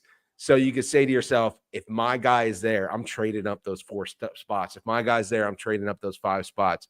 Love to see how draft day is going to unfold, but I love your reasoning for Ladd McConkey with being that route technician, that guy that can get open outside of Travis Kelce when the play breaks down, because it seems like Kelsey's the only one that ever does that. So I think it's a great pick from that perspective. Yeah, and Xavier Worthy, another guy I've looked at a lot, he has that speed, but that can kind of contrast with Hollywood Brown, who I think is going to go off this year. I think he's going to I forgot about Hollywood Brown. No, I forgot about him until I saw something literally today. I think having both those speed guys, I mean, it'd be good, certainly. And of course, Hollywood's only on a 1-year deal, but they could kind of clash. I think McConkey brings something that would be maybe not unique in a way, but a different skill set to the offense that would really help us out in a chance for that three-peat, potentially against y'all. Who knows? Yeah, and look, we just saw the Big Red got a contract extension, much deserved. Yeah. We talked about not having love for Jonathan Gannon on this show, but we always have love for Big Red, and we always will. We love seeing him be successful, obviously, when it's not against us. Yeah. But yeah, that I think that makes a lot of sense. Obviously, anytime you can add a weapon to Pat Mahomes, I think McConkey would be happy with this pick too, knowing that he's going to that quarterback in that system. Yeah. So, he would be. Are you kidding me? He'd be the happiest guy in all of draft day. Yeah, right. Yeah, and McConkey really impressed me, I think, also with his combine. He had a good time. It wasn't like out of the water, but it was a pretty solid time, like 4.39 or something like that, if I remember correctly. He's very athletic. His route running, his footwork is phenomenal. So I think the perfect guy for you there would have been A.D. Mitchell, like you said. Yeah, that's my dream. But this is a very, very good consolation prize if you want to look at it like that. Yeah, that's kind of what I'm saying. And I think there's a lot of opportunities for, a tackle, offensive or defensive, or a corner later in this draft. There's some guys I like down the board, like Renardo Green at corner, who I think you can pick up in later rounds. So, but receiver is really deep this year. But I think if you can get that guy in the first and add that weapon to this offense that, as you saw last year, desperately needed one, especially before Rice had emerged, a guy who can come on the scene day one and be good, which I think Ladd can, then I really think that makes that a good pick. I agree with you. And that'll Bob, do you have anything you want to plug or shout out before we let you go? Yeah, thank you. I have a podcast currently bi-weekly, Reporting from the Kingdom on YouTube, Spotify, and Apple Podcasts right now. I've got a Twitter for it as well, same name. So, I mean, you want to see some fun Chiefs content, we're down. We'll talk about it, talk about some fun stuff. Hell yeah. Thanks for having me on again. No, thank you so much for hopping on, man. I appreciate you tuning in so long. Like we said, I love the pick, honestly. I mean, for y'all, like the Chiefs, obviously, little hatred there with the Super Bowl 2 years ago and how it shook out. But like Coach said, have a ton of respect for a lot of your guys, ton of respect for your head coach. Yeah, same here. And no, I mean, I think the happiest guy in the entire draft obviously is going to be Ladd if he's getting into that kind of position on the team. And so it's a really pretty incredible pick. Yeah. Awesome. Well, hey, All right, Bob, we really appreciate appreciate it. Any Vikings fan, definitely go check them out. But that concludes the 2024 NFL draft. That was fun, man. That was our first live Talking 215 mock draft with all the GMs participating, calling in. This was not scripted. This was everybody on the fly, having to adjust. And Jake, you know what I love? We don't necessarily have the greatest long-standing relationship with a lot of our GMs today. Some of them that just wanted to tune in for the first time. Some of them we knew, some of them we didn't. And they all gave great explanations of why they were picking who they were picking, how that affected the team dynamic, what their team could need, what they're really looking for, who they would have taken. I mean, everybody that we had on today that was a GM knew their team so damn well. No, and that's all we asked. We reached out to a bunch of different people, and like you said, nothing but all the respect in the world for these guys. They came in prepared. They adjusted on the fly. There's a lot of guys, like you mentioned, they're like, oh damn, you saw the comments, and even in the private chat of everybody that was in the lobby, just like, oh damn you, that was my guy. Like, Yeah. and they all rebounded so quickly. I mean, why isn't the first round of the NFL only 2 hours and 20 minutes? And just think, we have nothing tied to this. We're not real GMs, so our jobs aren't on the line here. And we were still racking our brain like, I don't know what I'm gonna do here. So you can imagine what war rooms are like, right? No, exactly. But no, awesome time. Really appreciate everybody tuning in, checking it out. We're one of the only pods not doing something live for the draft. We just want to enjoy it. Much like we all hope you do. And look, you don't want to listen to us talk about a draft. You want to just sit there and watch it. And then you want to hear us break it down, which we're going to be doing. Obviously, you heard Coach tonight knows all the ins and outs of every college prospect. He had something to say about literally every pick in the first 32. And look, I know all things NFL, but this guy knows everything NFL, everything college. So definitely want to tune into when we break everything down. But we ain't going to be given any kind of draft grade. You can't draft a draft. You can't grade a draft class for at least 2 years, is what I've been saying for a very long time. So exciting. The best time in off season of all sports is the NFL draft. Can't wait for Thursday. Can't wait to get it on. And yeah.